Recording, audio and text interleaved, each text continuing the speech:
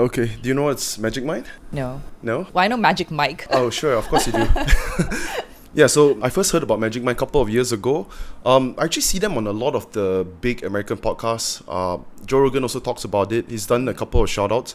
So I wanted to get a hold of it. This was a couple of years ago. Unfortunately, they don't sell it here in Malaysia. So they reached out to me actually last week, sent me some of their products. Say, would you like to try it? If you don't, all good. Wait, so like shipped from the US? Yeah, they did. Oh, wow. And still consumable? Of course. Yeah, but anyways, it's a mental performance shot.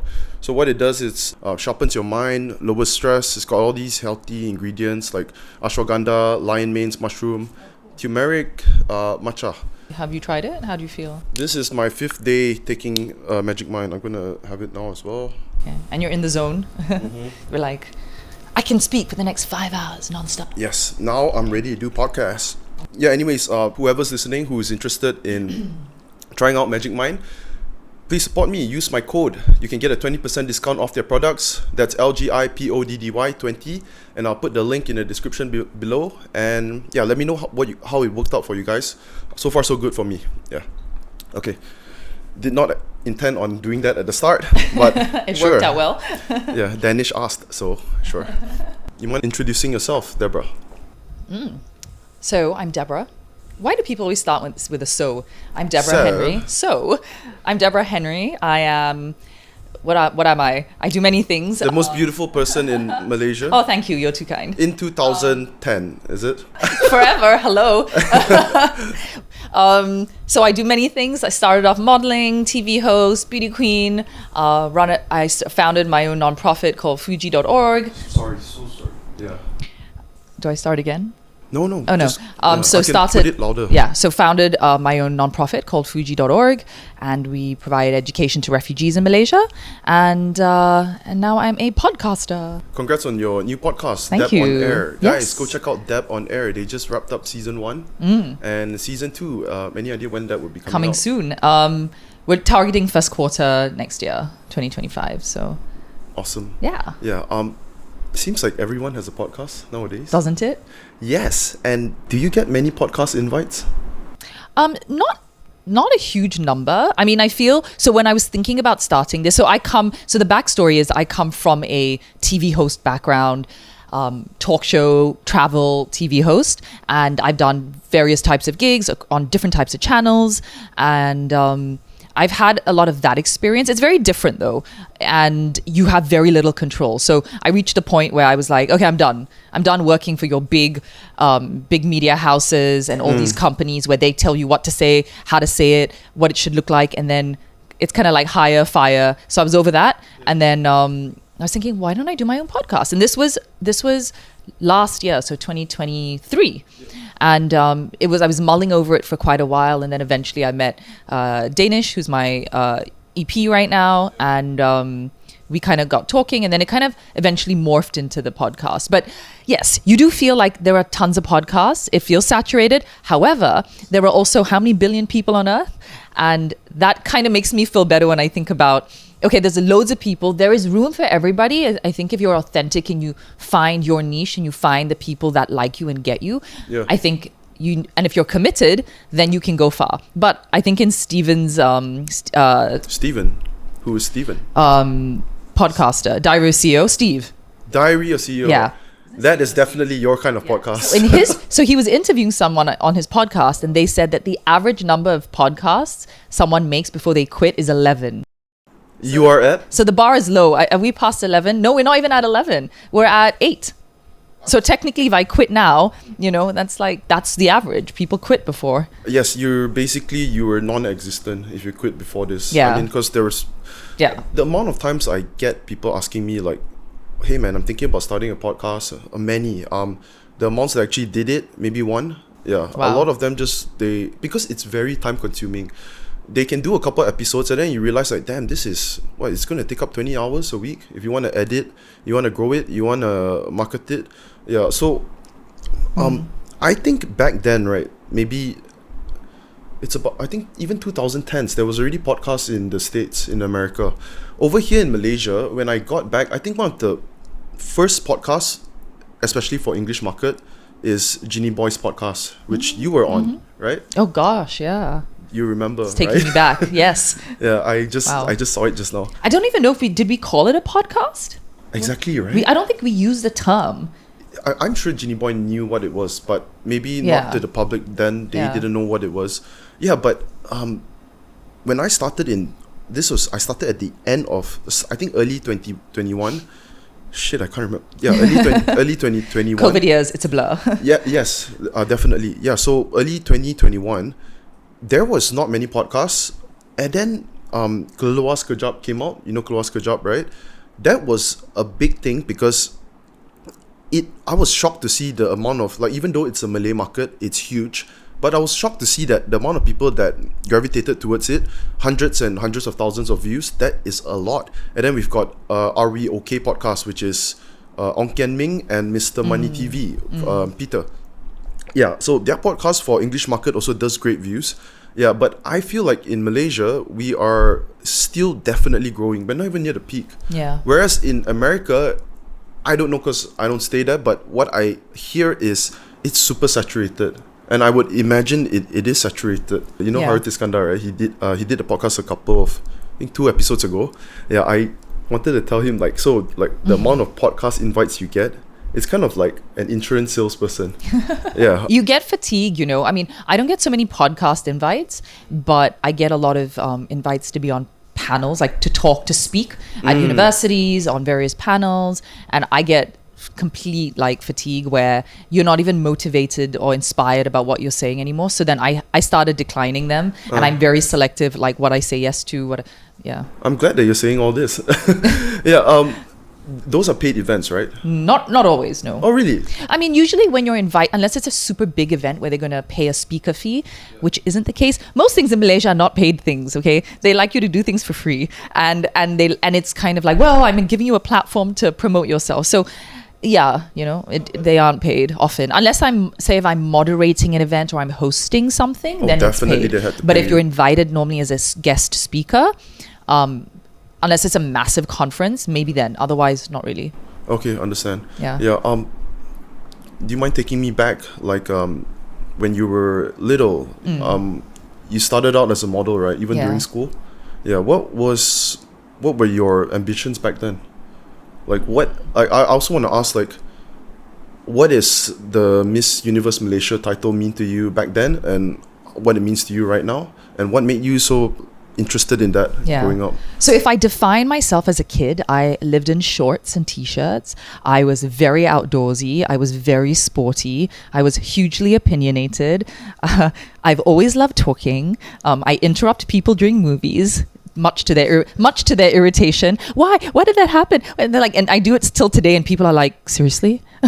So it's my childhood tick. But if I remember, as a kid and then as I became a teenager, still very much that. Like, I was sportswoman of the year in high school. So What sports? 100 meters, 200 meters, high jump. So very much, I wasn't into beauty pageants. I wasn't like, oh, I want to be a pretty girl. Nothing's wrong with that. It just wasn't me. In fact, it was my sister, who's a little bit taller than me, and she was actually asked to be the model, and she was just wasn't her thing. She was a lot more, Your sister's taller than you. a wee bit, like an inch. Okay. I come from a tall family. My brother's like 6'4". Oh, I yeah. see. So she was asked to be a model. She never was into it. She was a little bit more shy and introverted. And then I think I was 14 years old. I was just about to finish school, and I remember I was out in Bangsa, Jalan Telawi one night, as you do, hitting the bars, drinking non-alcoholic beverages. Liar. And hey, I was 14. Oh, you're 14. Okay, yeah, still liar. And I remember one of the bigger agencies at that time stopped me on the street and said, "Hey, do you want to be a model?" And I was like, "No, not really." But anyway, long It story. was just one person that stopped you, Yeah, right? she was with like a few friends. Okay. And then she stopped me and asked me, and I was like, not really, but you know, for me, I'm the kind of person that I'll always put myself out there. So I went into their office a couple weeks later. They told me that I should not put on any more weight, and I was already a pretty skinny girl. But they were like, I was very fit because I was athletic, right? But they're like, okay, maybe this is fine, but no more weight, especially on your hips. And this is at 14. And then Wait, sorry. I'm so sorry. I think I didn't catch you. So you rejected her when she approached you on the streets? I didn't reject her. I was like, well, I don't really want to be a model. Okay. But then when she asked me, hey, just come into the office, let's So talk. you ended up I went coming. in. And then they assess you, your height, your weight, your measurements, right? It's a real thing, the world of modeling. You have to disconnect between your emotional sense of self and this physical. This is a hanger. It's merely a display, right? To hang the clothes, to look a certain way. That's what it is. And yeah, so I was 14 and I slowly started doing fashion shows, and I was like, oh, I can earn my own money, and it's like public, and you get a bit of a dopamine hit. It's kind of makes you feel good. You got magazine covers. Yeah, and so I got into it, right? And slowly, and so I remember when I went to I was at college at Taylor's doing my pre-U. I was modeling part-time. So I already started modeling part-time from 15 years old. At the age of 17, I convinced my mom and dad. I was like, before I go to university, I want to go model in London. And can I please go? So I convinced them to let me move to London at 17. Before you hit... I took a gap year. Before uni, convinced them to let me go to London, spent a year modeling, stayed with my aunt, and then rented my own place. And then after that, I had to get my degree. So that was my entry into the world of fashion and entertainment. Beauty pageants was definitely not on my radar. I was not one of those 6-year-old girls who said, I want to be a beauty queen. I was actually against it. And I think till about 17, 18, 19, when some of the industry used to say, Deborah, you should join Miss Malaysia. I was like, no, like women's rights doesn't make us look good. You're parading in a bikini on stage. So I was one of those. Only when I came back to Malaysia after uni at 21, they came up to me and said, please, come on, just do it. Like, I'm sure you're going to win. A bunch of late people that were organizing Miss World Malaysia. Okay. And then I joined my first pageant was Miss World Malaysia in 2007, and I took part, and then I won. Okay, and then 2007, how old were you back then? 21. Like, why do you think you enjoyed it, like when you were getting to it the first few years? Fashion? Was that your thing, fashion? Not at all. I think I really grew into it. I grew into it. I learned to like appreciate and like fashion. I liked this coming alive on screen or coming alive on the runway. It was a very interesting process. But it also gave me global ambition. Malaysia was not enough. It's a small country. I wanted more. That's why I moved to London. I moved to India. I worked in regionally in India and Hong Kong, in the UK. I tried a lot of things. So I've always kind of put myself out there. You seem like you've always been a super hardworking, ambitious person since you were young. Yeah, academically and also sports wise, right? Academically, not so much. I was more like a B student. Sure. But I think when I reflect on it now, I think I never tried hard enough. So I wasn't one of those kids that can not study and then the day before the exam look at your notes and then you get an A. I wasn't one of them. I needed to put the hours in to get the grades. I just think I never I don't know why. I wasn't motivated to do that enough. Well, I mean, interesting that you say I don't know why. I think it's like most kids are just like that. We're not. What's going to motivate you to study something that you're not interested in? You know what I mean? Yeah. You went to international school, right? Yeah. So you did. What do you call those exams? IGCSEs. IGCSE, which is your SPM. Yes. Yeah. Can you speak Bahasa? Boleh lah. Sikit lah. Yeah, but it's 60%. 60% is really good. Okay, maybe less. Yeah, I knew it. No, because if you don't... Okay, what was the... So I learned Bahasa Baku, right? My Malay was when I spoke my Malay to out there, people look at me like, the hell is this girl? Saya hendak pergi ke... it was very proper Malay. I don't know how... Yeah, I don't know how to... Do people say hendak? Hendak. Yeah. Sorry, you're full Malay, right? Yeah. Okay. So I never learned colloquial Malay. So it's when you go to the mama, when you speak you can use it to get around. But in terms of fluent, yeah, not really. And then you know what? The reality is growing up in KL, everywhere you go, people speak English to you and you speak English. So the opportunity to really speak your national language is super limited. I guess it's your your circle, your network, people that Probably. you hang out with. And at home, we speak, like, my dad is Malaysian, ethnically Indian. At home, my grandparents spoke English. So I never even learned Tamil. Like, I wish, now as an adult, I'm like, I wish I had fluent Malay and fluent Tamil. Of course. Because the one of the massive competitive, like, advantages the average Malaysian has is we speak at least 3 languages. It's a huge asset. Yeah. But so my thing is, like, if I ever have kids, I'm like, I'm still going to teach my kids 3 languages. Okay, we speak a minimum of 2. Minimum 2 lah. Yeah. And often a third, maybe half, like, 50%. Like, So- you'll know enough language. So how many other countries can you think of where they speak, majority of the population speak a minimum of 2? Oh, I know countries like Belgium. Do they? Yeah, because Okay. they speak English often, French, Flemish, Uh-huh. sometimes Dutch. But do they learn it as In a school? mandatory subject in school? Yeah, at least 2. And then a lot of, like, French Arabic countries, they do French Arabic, and then English often. Bhutan, English. When I went to Bhutan, they spoke amazing Bhutanese and English. So my thing with Malaysia is that, like, I know we fight about languages, like, should we teach this in Malay or English? We keep fighting about languages, yeah. signboards, whatever. And I'm like, Oh, the guys, signboard thing is so stupid. well, I'm just like, guys, oh my God, it's an asset. We speak multiple languages. It is such an asset. And it's Yeah. not just Malay. I mean, English in the region, we're one of the few countries in Southeast Asia that has perfect English. On top of that, we have our mother tongue Malay, and then national language Malay. On top of that, you have various dialects of Chinese. Sure.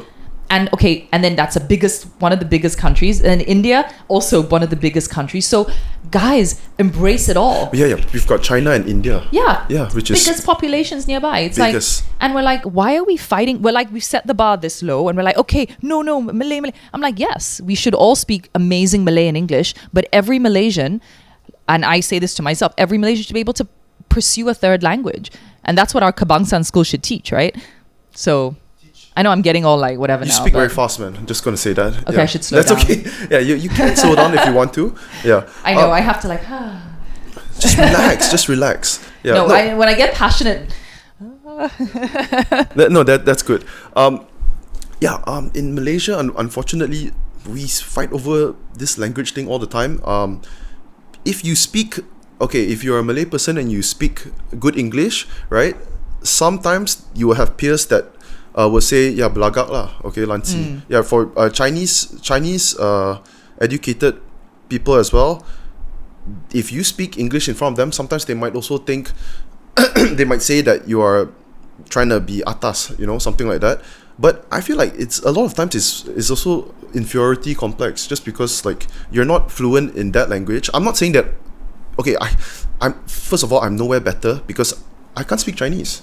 I speak Malay and English. wow, isn't that like the biggest travesty if like someone who's Chinese doesn't speak their It is a travesty. I mean, normally the community see it as like, no, we have to It pass is. our identity on, right? No, it is a travesty. Culture on. But then it depends also who you are hanging out with, your That's true. network. If you're speaking with people that speak English just fine, they can speak great Chinese too, but they speak English just fine, they have no problems with you speaking English only. It's sort of like the language barrier thing. Language is super important for people getting along, right? Yeah. I do think language is a unifier. So I do think that Malaysia potentially like that sense of being unified by virtue of all speaking a shared language. Yes. Because we've done this multiple race thing and community thing so well and separated that I feel that, often, I mean, I've met so many Malaysians who've grown up outside of KL in smaller villages or towns that only speak Mandarin, and their Malay is like literally 20%. And I'm like, how did that Wait, sorry, happen? Chinese people? Yeah. Okay. Yeah. Or like, some of the Indian community, maybe in more of like the estates and stuff, their Malay is also very basic. So how do these things happen, right? So we recognize Malaysia's a very Indian community. that Malay is very basic. I thought they're Indians for the most part. Their Malay is always really good. No. Usually. But I'm just saying, like, you meet these, I'm saying there are little pockets here and there, right? So for me, the thing is, how do we, I'm like, how do we just really celebrate everybody speaking really good Malay and really good English? Even coming out of our national schools, I've met a lot of people whose Malay and English are both not very great, So how do you be proficient at 2 languages and then embrace a third language? I think that's where we need to be going. Okay. And to your point, we embracing this whole like multicultural country, we need to embrace the fact that we all speak different languages, and depending on how we've grown up and what our life has been like for us, we're all a little bit different. So even till today, I'm Malaysian, and I get like when people look at me like, huh? They're like terkejut, huh? Malaysian, and then if I speak Malay, even more surprised, right? Where do you get? But Malaysia's so diverse. Super. Where do people usually think you're from?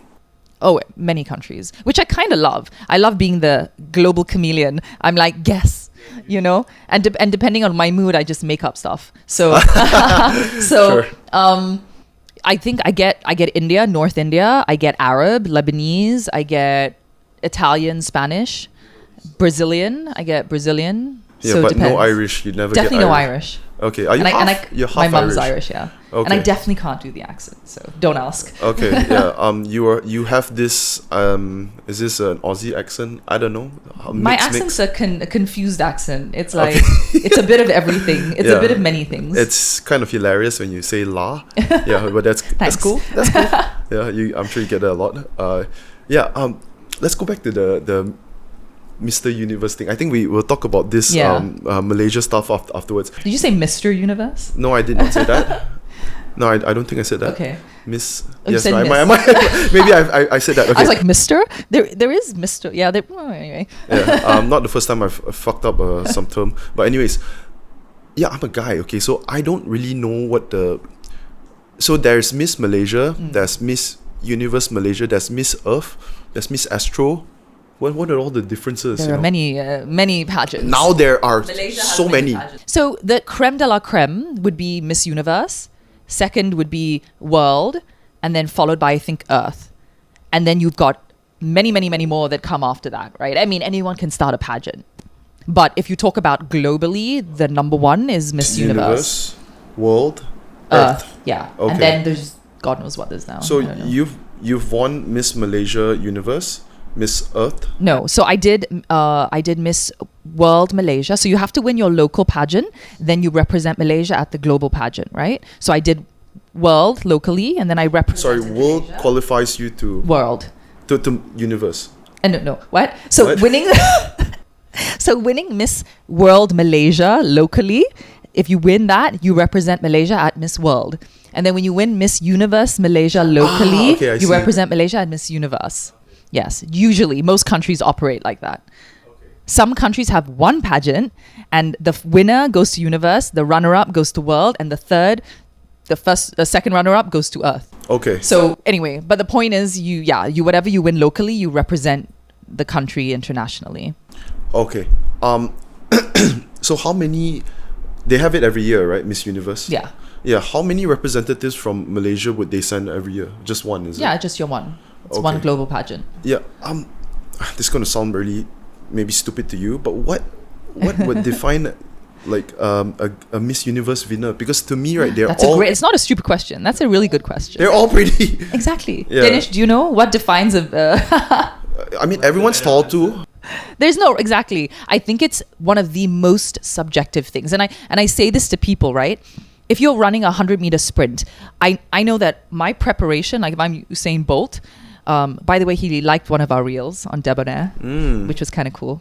He liked it, right? Did he share it? Or liked it? Liked it. So if I was him, I've trained all my life Have for you met that. him? No. I've trained all my life for this 9 point whatever seconds. And I know if I'm the first to cross that finish line, I'm the winner. Whereas with beauty pageants, let's just use me as an example, right? I went to Miss Universe in Brazil.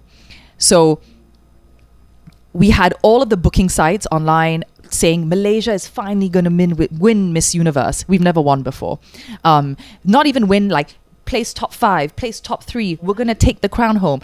All of the sites, I promise you, and I'm not one to like blow my trumpet or whatever, you know, but because I know how subjective it is, but all of the sites, and we had the national director of Venezuela, which is like, whoa, you talk about Venezuela and beauty pageants, it's up there, right? Even he came up to my national director and was like, Malaysia's going to take the crown home. So imagine the confidence and that sense of, oh my God, we can actually do this. We can win this year. And I allowed myself to believe that, oh, I can actually take the crown home. This can happen. So before I went to Brazil, I I learned Portuguese. I was learning it, so I had basic language. I learned how to samba. That's the traditional national dance, pretty Okay. much. And I wanted to come prepared. I got my a Brazilian football jersey with my name, Henry, on the background. So I arrived on the first day in that jersey. I put effort in. Like, I prepped for this. Do you say Henry? Thierry Henry? Yeah. It's not Brazilian. No, I put my own surname. Oh shit! Sorry. No, Yeah. okay. Yeah. not Sorry, Thierry Henry, Yeah. my distant French cousin. No, but yeah, my name on a Brazilian, yeah. And so I did things. I put in a lot of effort, and even throughout the whole 3 weeks in Who Brazil, teaches you all that? Like, do you have a coach or? I found my own people to do it. Yeah, it can come through your organizer here, but it depends on how motivated they are, right? So I put in a lot of effort, and when I was there for the 3 weeks, you know, dressing, I had all the Malaysian designers support me. I wore different Malaysian outfits every day. Did you have to pay for any outfit? No, I felt that I gave it 110%. I put everything on the table, right? And like I said, everyone was like, Malaysia's going to win. Malaysia's going to win. We didn't even place, you know. What does it mean when you place top what? Top 10, top 15, whatever it is, right? We didn't place. I placed at Miss World, but not at this. So this devastation that I felt, look, there is, like you say, that you have 90 pretty girls on stage. How do you pick the number one girl? It's literally, it's impossible. At some point, the judges all vote who they like, and eventually you pick one, right? I don't know what the details of the judging system are, but... Oh, you don't know as well? Well, no, you don't know the nitty gritty of it, but... No, but like there has to be some criterias, right? I don't know. You don't know? Wow. Some people call it the sash factor, so it means depending on which country you come from and the agenda that year, that may play a role. Oh, like Malaysia needs it maybe that year. Yeah. Uh-huh. It could also be a combination of the judges just really like a certain girl. It could be the organizers really like a certain country. Who knows? But at the end of the day, like I don't want to sound like sour grapes. People are going to be like, oh, just because she didn't win. It is what it is. I've judged many pageants in Malaysia, so I know how we as judges will judge a pageant. But I think for me, the loss at Miss Universe it took me many years to get over it, and I didn't watch another pageant for like at least 7 years after that. And I don't want to be involved in pageants. I know so many fans out there are like, Deborah, become national director, or like, come on, take over the pageant. And I just don't want to be part of it. Are there guy fans? Yes, most of the fans are guys. No. I mean, when I say guy fans, I mean they follow the competitions closely. Yes. Oh, really? Yes. Oh, shit, These sorry. guys are like walking beauty pageant encyclopedias. Are they straight? No, probably not. Okay, that makes more sense. They know everything there is to know. They know who won Miss Universe in 1975. It's like they watching know, the Premier League like that for yeah, them. they literally are like, they live it and breathe it, and are like the most amazing supporters you could ever find. But yeah, it's interesting. It's a very interesting world. But I will say that ability, that opportunity to represent your country, to wear that sash, and for that entire time that you're at the competition, they don't call you Deborah, they call you Malaysia. To have someone call you Malaysia, your country, for 3 weeks, there's nothing more patriotic than that sense of pride that I felt representing my country. That's awesome, and I think no one can take that away from me, that experience, and the friends that I've met all over the world. So just because you didn't place the first year and you were devastated, heartbroken, did you think about like competing again the next year? Would you have to qualify again through the... No, so that was the second time I competed. The first time at Miss World was in 2007. I placed, I think, top 10 or top 15. And that one I didn't even try. I was like, whatever. And then a few years later in 2011, I did Miss Universe. So I knew that if I went in and did Miss Universe, it was a risk that I may not place, and that I would do worse than Miss World. And I was willing to take that risk. But once it's done, halas, you're done. You can't like... Oh, you can't go back No, again. you can't like redo it. Okay, I see. No, you can no. join other competitions up. Yeah, but no thanks. Okay, I see. Okay. Once you do it, you typically don't go back. I don't think you can. They don't actually. let you go No. back. And I mean, it's a bit like malula if you want to keep going back and trying and trying. No, I mean, I wouldn't understand. I wouldn't have no idea why it's malu. You know what I mean? Like but I think it's giving other girls the opportunity and stuff. Okay. But right now they've changed the whole pageant. So now I think last time you had to be single, unmarried, no children and up till the age of 27. Now it's anything. You can be, I think, married, divorced, with a child. I think they've increased the age limit. You can be a trans. Like, I think now it's pretty much anything goes. What is the highest that Malaysia has placed at Miss Universe? Miss Universe? Well, our recent girl placed. Which one? Sandra Lim. She just took part in Mexico. She placed top 30. And that is... No, but I think we placed higher. I think it was Andrea Fonseca's mom. Andrea Fonseca was a former Miss. Her mum was a former Miss. And her mum may have placed in the 1970s. I think. It says here, Malaysia first time top 30 in 54 years. Yeah, so since 70s lah. I think Andrea's mum was the last one to place at Miss Universe before this. And before Sandra, I was a top 10, top 15 at Miss World. So I don't think anyone has placed at Miss World since me. Okay, so we've actually never had a winner as well. For Miss World was Lena Teo was top 3 at Miss World, but before me. Quite a few years before me. Way before. Like maybe 7 years before me. Okay, I don't know why I had an idea that we've actually had winners at Miss Universe. I wouldn't know. So I have a friend, right? I think maybe a bit older than you. Last time she was in this industry as well. Started off modeling. Yeah. And then took part in a couple of those pageants. Miss Astro, right? They had Miss Astro for a long time already, right? Yeah. Yeah. What happened to her? They asked her whether she wanted to do some modeling, runway shows in Hong Kong. So went over to Hong Kong with some of these organizers. Yeah. And then they took her to this. Oh dear, this sounds like it's going south. This story. Yes, took her to this place and told her, I can make you a star, right? We can make you popular. All you gotta do is sleep with someone. Strip. Yeah, so they actually took out a album and say, oh, look at this girl, now she's famous. Look at this model. Oh my God. Now everyone knows her in Hong Kong and blah blah blah blah blah. Yeah. So I think she was not even 18. Yeah, at that time. Yeah, not even or maybe she was 18. I can't remember. Hey guys, if this is your first time listening to this podcast, or maybe it's your second time listening, either ways, if you like the content, you laughed, you enjoyed, you thought you learned something from it, maybe not. But yeah, if you're still listening, please do me a favor, hit the subscribe button.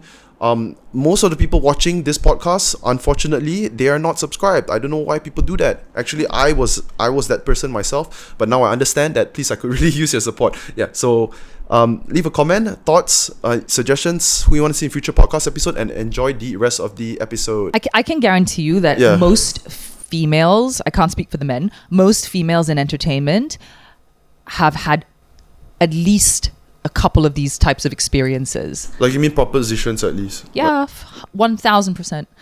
Whether you're a model or an actress or a singer, the chances are that you've had a proposition like this, or someone has like sexually harassed you, or you've had people take advantage and try to exploit the situation.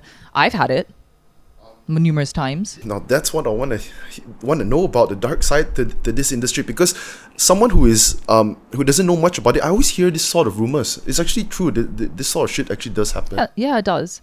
And often I think, it happened to me also when I was very young. And sometimes you're dealing with people that are CEOs of companies, you're dealing with organizations, you're in situations where if I stand up, if I speak out to defend myself, I could lose this. I could lose this job. I could lose my career. I could be kicked out of this thing. And you don't know. You're like, how do I navigate this? You're a teenager. Even if to think about it, like to relate to people listening, even if you're in a company, for example, right, and something happens to you and you're an employee in a company, even you get paralyzed because you're like, oh, how do I handle it? You think about all these things. And a lot of people just brush it aside, they sweep it under the rug, and they go, you know what, I don't want to risk my family my job this and whatever, and they just continue. They just stay quiet. Yeah, because sometimes the risk of trying to do something is so unknown. You don't have that privilege of taking that risk to try to do what's right. What sort of experience did you have? You don't have to name names or. Yeah, I mean, to be honest, at the local Miss World Malaysia pageant, Yes. I was 21. the things they made us do, and I spoke out against it, and I was penalized for it. What did they make you guys do? Like during the local pageant, we had to they organized like the local one, right? So they organized, I think, 15, 20 contestants. This is before they announced that I was the winner. They made us go to like a dinner, like a Chinese banquet dinner. Oh yeah, the typical ones. And then it was like a dinner with all of the Datuk's friends. Sure. And they make us separate us at the tables. So they put 2-3 girls per round table, and then the friends. And you feel like, am I like an entertainer escort? Yes. And I stood up and I went and spoke to her. I said, this is so awkward and uncomfortable. I was like, if my parents know that I'm in a situation like this, they won't be happy. And I said, I'm 21. There are girls here who are younger than me. You said that? Yeah. And I said, wow. I said, I'm uncomfortable. It's inappropriate. And I said, I joined a beauty pageant. I'm not here as an escort. Yeah. And I'm not here to sit here and entertain some Chinese uncle. And I really don't care. So it was, but then, you're like, it was so awkward because this is before the pageant. I could have jeopardized my crown. So you you said something, you spoke out, and you still managed to win. Yes. Wow. Okay. But then the story gets juicier. So then, let's go. So then at Miss World, at the international pageant, it was also really weird because it was in China and they did a very similar thing. They made us separate us onto these tables with, but it's like, it's a difference, I think, when you separate the girls and you're at a banquet and you separate so everyone mixes around. But when it's filled with men and women and you feel, you just feel, okay, comfortable and this is respectful, I'm fine with that. But when you do it and it's when you just feel awkward about a situation, it's awkward. Yeah. Sorry, I didn't hear correctly. So you mean like they put you, let's say, 2 girls at a table, and then there's like what, three uncles? Like just men, pretty much, as opposed to like at Miss Universe, I attended banquets there, but it didn't feel the same way because you felt respected, you felt treated right, and the mix of people was mixed. It was the mayor of Sao Paulo. It was it was people from different walks of life. So you felt like you felt proud to be there. Okay, so the people, the guys there, they actually had it was actually relevant for them to be there. Whereas this one is literally some Datoks and Chinese uncles. Yes. It's the Chinese uncle. It happened in Malaysia, and then it happened, of course, in China, the Miss World, which is even more disappointing. Who are these people? I don't know. You have no idea, right? No. They're just some rich, powerful people. I have no clue. Like, I genuinely have no clue. But it's like just weird situations that you get put in where you feel uncomfortable. And you know it. As a woman, you know it. You know when you're in a situation where you feel, no, I'm cool with this, I'm fine. And then in a situation where you just feel this is just so wrong and awkward and uncomfortable. And I think for young girls, you just you want to win, and you don't want to be the troublemaker that's gonna cause issues. So I experienced those, and then even later on in Miss Universe, on the other hand, was I'm just purely talking about my experience here because I know the pageants change over the years. But Miss Universe, on the other hand, in Brazil was like professional. Like they gave you full security. You had chaperones. Nobody was able to take advantage of the situation of you. You were protected. They take your security really seriously. And at no point did I ever feel disrespected. So it really just depends, what the agenda is. And sometimes it's also about sponsorship. So if you're trying to get money and someone goes, okay, I'll give you money, but here are my demands. What do you do? Right? So, but this is life, and this is outside of the beauty pageant world too. We all make trade-offs. If I want something and you want something, what's that going to look like, right? Yeah, how much are you willing to give up? How much of your self-esteem or your pride or what are you willing to let go to get this bag? But yeah, I know exactly. And then outside of the beauty pageant world, it's the same with modeling, with entertainment. It's you want this TV gig, you want this other hosting gig. The CEO will say, okay, let's meet and discuss, and then it's a one-on-one meeting. Yeah, well, it could be, and then you get messages at 5 a.m. Oh, I know. Where are you? And you're like, awkward. And, do I ignore the CEO? Do I respond to the CEO? Do I be polite? What do you do? Especially if you're working with them on something they may just blacklist you from the whole from the entire media company. So the entire channel will just not work with you, for whatever reason. Which is what, I guess the most infamous one in Hollywood was Harvey Weinstein. Yeah. Right? That was what he was doing, and apparently people knew about this for decades. They knew about it all the time. Apparently, in his office, he had a bedroom. You know, like it was just something that I think even before him, like powerful directors before his generation. They use this term, right? The casting couch, right? That's where it came from, Yeah. right? It's not. I mean, no, that's not where it came from. I don't know about where it came from, but the porn industry, yes. But it's this very thin line between, oh, but she had a choice, right? Versus put into situations where you really feel like you don't have a choice, or my entire career is on the line if I don't do this. So it's a very, I don't know. So it's I think when you're in the situation like that, you really know the challenges of how to navigate it. Yeah, but also when it probably happened to you after you've been in the industry for a couple of years, and it's not like you had no clue this could happen. This was already the rumors going around. I'm sure your parents would have said something like that, like would have said be careful or stuff like that. Yeah, I mean, you're always told to be careful, but it's one of those things where I think for all of us, right? You know, when you witness a robbery or you witness something, you know, we have that 5 seconds of paralysis. Everyone's like, it happens to all of us. When an incident happens, you're just never prepared for it. I just saw something on Bull or Buzz just now. This is not related at all. Maybe it is, but yeah. So these two robbers, I think two of them, they came in bikes. I think so. They came in their motorbikes. So there was a CCTV footage showing the front of the guy's house. You can see his automatic gate, and he parked inside his house, reversed inside, parked inside, closed his gate, and the dude with the parang, right, Malay dude I think, or Indian dude, was at the corner of the... Hey, why you must racially profile?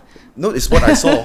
Yeah, that's what actually, it's not what I saw because it was black and white, okay? So how you know? Sorry. Chinese dude, Indian dude, Malay dude? It might be a Chinese dude, okay? Yeah, so, yeah, okay. Could be or foreign. It could be foreign, Bangla dude, yeah, sure. Could be any dude. Yeah, any dude. Okay, anyways. So he was... Sorry, I detract. That's cool. Yeah, so he was hiding at the corner. Once the automatic gate closed and the homeowner and the car was parked inside, he came up to the car with the parang and threatened the guy. Another dude, maybe his brother or I don't know, an uncle or whatever, another guy came out of the house.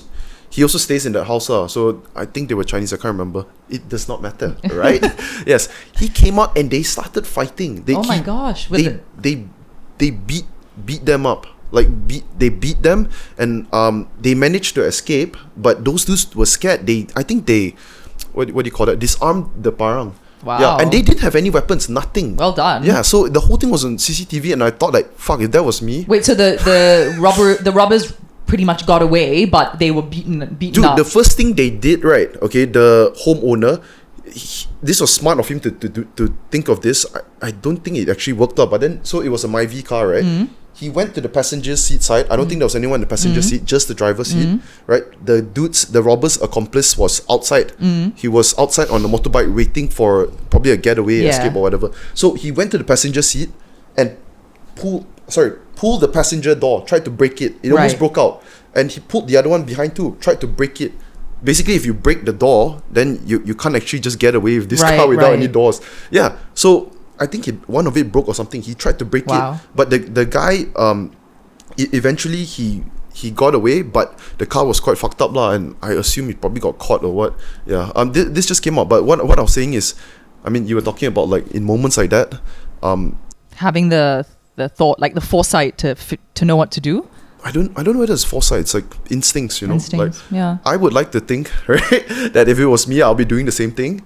But the me now would think that, man, I'm gonna jump outside of the house, call the police. So I think it was like 10 years ago. I was parking outside my house at night, on the street, and the street I live on, it's like a dead end, right? So there's no reason for anyone to drive down there. It's a short street, and no one has a motorbike. So if anyone's on a bike at night down that street, near your house, like in front of my house. So if anyone drives a bike at night down that street, it's suspect because no one owns bikes on the street. Which area is it? Do you mind? Damansara, right? So this was like 10 years ago. So I was on the phone to a friend, and I had literally just parked in front of in front of the next house, right? So and then I was gathering my things. I was on the phone, multitasking as usual. And then I looked at my rear view, and there was like two guys on either bikes or 4 guys, and they had driven down the street and then U-turned and then drove back out. So I was like, interesting. Like, what possibly could they be doing at this hour, right? And it was dark, like 10 o'clock at night. And then I looked at my rear view and I'm like, okay, they're gone, right? So I was savvy enough. They kept their lights on, right? Did they keep their lights on? I can't remember now. But anyway, I looked in the review and they were gone. So then I gathered all my stuff. I got out of my car. I turned around to walk towards my gate and I saw them coming back down the street. And not far. Like, my house is the first house, right? You were walking to your house. I was about to walk to my house. You were still in the car? No, I just gotten out of my car, closed the door, turned around to walk towards my gate, and I could see them like not more than 20 meters maybe in front, coming back down the street. And I was like, they're going to rob me. Like, it was that split second. They're not like just here to like, this is the second time they're coming back down, right? They're going to rob me. So I jumped back in my car, threw the stuff on I don't even know what I threw where, try to get the key into the ignition, lock the door and drive and like just do something. Yeah. So I don't even know what I did. Like, I managed in the dark, right? Finding the ignition, put the key in. I think I started honking and then I managed to move the car a bit, and for sure they were going to rob me. Yeah. So they U-turned, like came towards my car, hit my side door. Oh, they still came. Yeah. Fuck. I don't know what they were trying to do at that point, right? I Okay. don't know if they were going to break the glass, whatever. I don't know. But I was honking. I moved the car a bit, so they hit my door and I kind of hit them a little. And I just honk, and then they drove off. So I was like that. I fought off 2 guys. Well, I don't know about fighting off. Nice. Like, I just somehow managed to lock myself in my car and they didn't like attack me or No, you know. you beat them. It was a war, and you did beat them. Yeah, you did exactly the right I was thing. like this, and I swear to you, even till today, when I'm walking out and I'm just on my own, like if a sound comes from behind, I jump and I look, right? So you have to be so vigilant. Like, This is trauma. no matter where, and I do this in Bangsa, everywhere I go. So I feel bad because I totally profile the bike guys. You know, I'm so sorry, but if you come from behind me on like wherever, and especially here, they drive on the pathways and they drive on the wrong way. So I totally profile them. But even when I'm in Australia, like even other places, when I'm traveling, I do the same thing because it just freaks you out. No, okay, so we were just talking about this a couple of episodes ago. It's called, like, we're basically stereotyping, right? So, you see some dudes in a motorbike, maybe dark skin, and then one way to look at it is you're stereotyping. Another way to look at it is you're being cautious. And where does this cautiousness, right, this cautious instinct of yours come from? It comes from past experiences, influence from people talking about stories, right? And you become aware because you are scared, right? I was just at I was at Bandar Utama at the petrol station, and I'm pumping my car petrol. And I feel like when you're pumping petrol, right, You have to be so careful. You're so vulnerable. Yeah. It's like you have your pants down. You just you because you have that thing attached to your car. Yeah. What are you gonna do? Drive away? Of course you're gonna drive away. Yeah. But your car engine is not on, Yeah. right? You're still a few steps behind. I saw a moto pass by, and when there's 2 people on the moto, it makes you even more scared because Getaway, right? more of a threat. Yeah. Okay, they got things more organized. Yeah, but they just came down and bought something from the petrol station. Look, the thoughts go through your mind, like all of us, Fuck. everyone at a gas station. I'm very sure that they're all eyeing each other and like thinking. Everyone is thinking that. And guess what? Even let's say if you're an Indian dude or a Malay dude on your bike, shit, there's too much profiling, but that's cool. Okay, so yeah, even if you're that and you're pumping your motor petrol, right, you're scared as well. You're scared also if you see another motorbike. In fact, being Malaysian, our racism is quite it's like very friendly racism. We all do it, but it's like so natural to us that we don't mean anything by it, but we do it. You can't not call it a degree. You can't run away from the fact that it can be a little racist. And we have biases, right? So we all have all these internal biases. Oh, for sure lah, the Chinese guy. If someone tells you a story, you say, who is he? Indian, right? And you see all these jokes and memes on our socials about the 3 races and what they're good at and bad at. Indian for sure is I think you've had it on your podcast. The Indian for sure is the robber la, the gangster la. And then I think I watched it maybe on one of yours, I don't know, with some of the comedians. But we do it. Like even my dad, I have to half the time when my dad's your relaying. dad is Irish. No, my dad's Malaysian. When my dad's relaying a story, he will at some point in the story The Chinese mention like the race. Mention the race. And I'm like, why? How was this? And I question him. I'll just like push back. Like, why is the person's race a critical part of this story? If it is, do you actually say that too? yes. If it is, by all means, mention the person's race, whoever they are. But if it's not, why do we do it? We need to check ourselves. Things will never change if we don't check ourselves. And you don't have to do it in a bad way, but you need to be able to go like, why can't I tell a story without going the Malay guy la, the Indian guy la? Unless it really matters. Now you're making me look really bad. Because that's exactly what.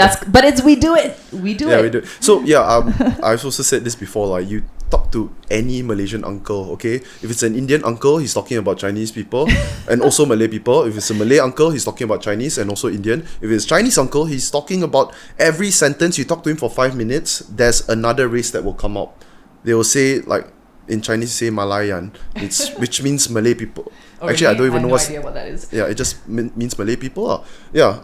Well, maybe we have to thank our colonizers for this. The Brits. Why would you say that? Well, I mean, when Malaysia became Malaysia, we gained independence. We had very distinct racial groups here, and that, I think, we were not made.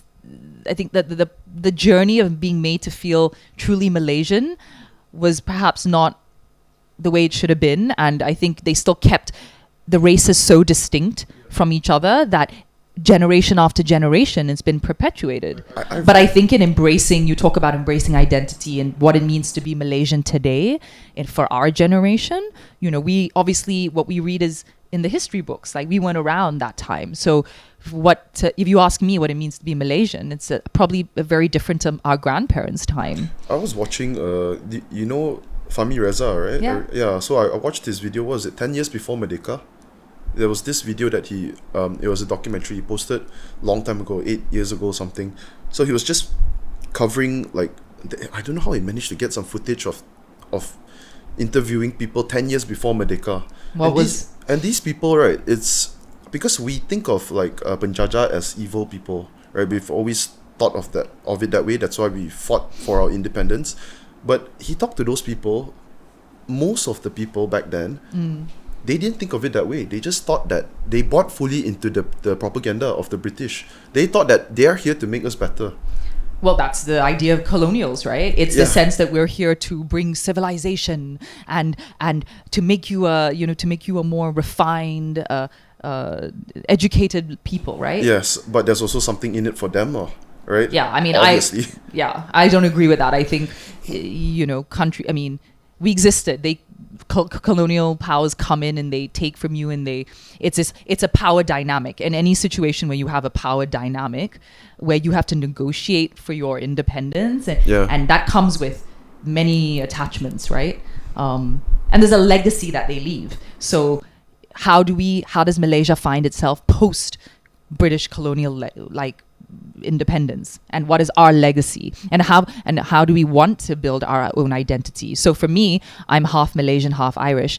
It's very personal for me that this idea of being one thing really doesn't sit well with me. I don't know how to be one thing, and then I look around at the world and I speak to a lot of Sorry, what do you mean by one thing? Like, why do I have to why do I have to tick a box? Why do I have to be like, I'm just Malaysian, or I'm Indian, or I'm others, or I'm I see, or I'm just a woman, or I'm just my religion, or I'm just my race. Like, my identity is complex, and it represents who I am and my heritage, my history, and who I am today. So for me, it's like identity is it's what I am. It's what I want it to be in who I am. And I think this, especially when I speak to a lot of people like me with the mixed heritage, this, like, we always feel like, why are we forced? I have friends who are like even ethnically Malay, Chinese mix, and this constant, like, I am just what I am. Like, I'm a beautiful mix of my family heritage. I'm Malaysian, I'm Irish, I'm what I am. But this idea that you don't look Malaysian, or you don't sound Malaysian, or this is what it means to be Malaysian, or you're not Malaysian enough, or I'm not Irish enough. So this sense of like, where do you belong? Where do you fit in? Yeah, and you see a lot of that, people fighting over that online, right? But also, I went to a furniture shop the other day, like 2 years ago, to buy pillows, and the form, like membership registration form, had on it race. I was just gonna bring this up, man. And I was like, I asked the lady at the counter, I'm like, I was here to buy pillows and cushions for my house and my bedroom.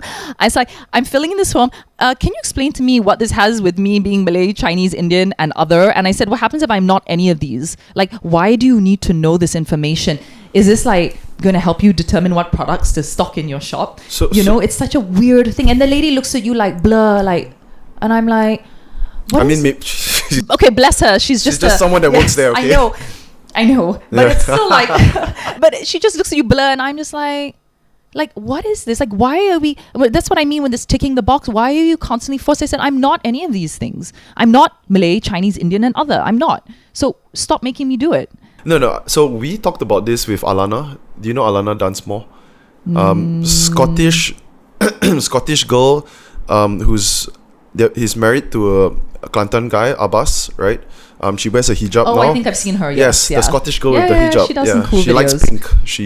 Pink is her theme. Yeah, so we talked about this on the podcast, and when she brought it up, right, I never realized, because me and Abbas, her husband, agreed that we don't think about this because we were brought up this way. Like the fact that in a lot of the forms that we fill up, right, there's always races. Yeah. Whereas she mentioned that in Scotland or perhaps other European countries, it would be so wrong to do that. Like they take it as a bit offensive one, and also it's like fishy. Like why do you need this extra info?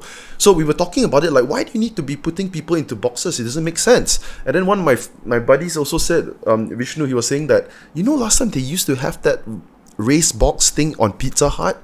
People want to know what your... We want to know Indians like to eat pepperoni, Chinese like to eat Hawaiian chicken. Okay, so one side of it is they're just thinking business-wise, right? But I posted a reel about it online, right? 99% of the comments were like, of course we need races in boxes. Really? No one saw it the way we did.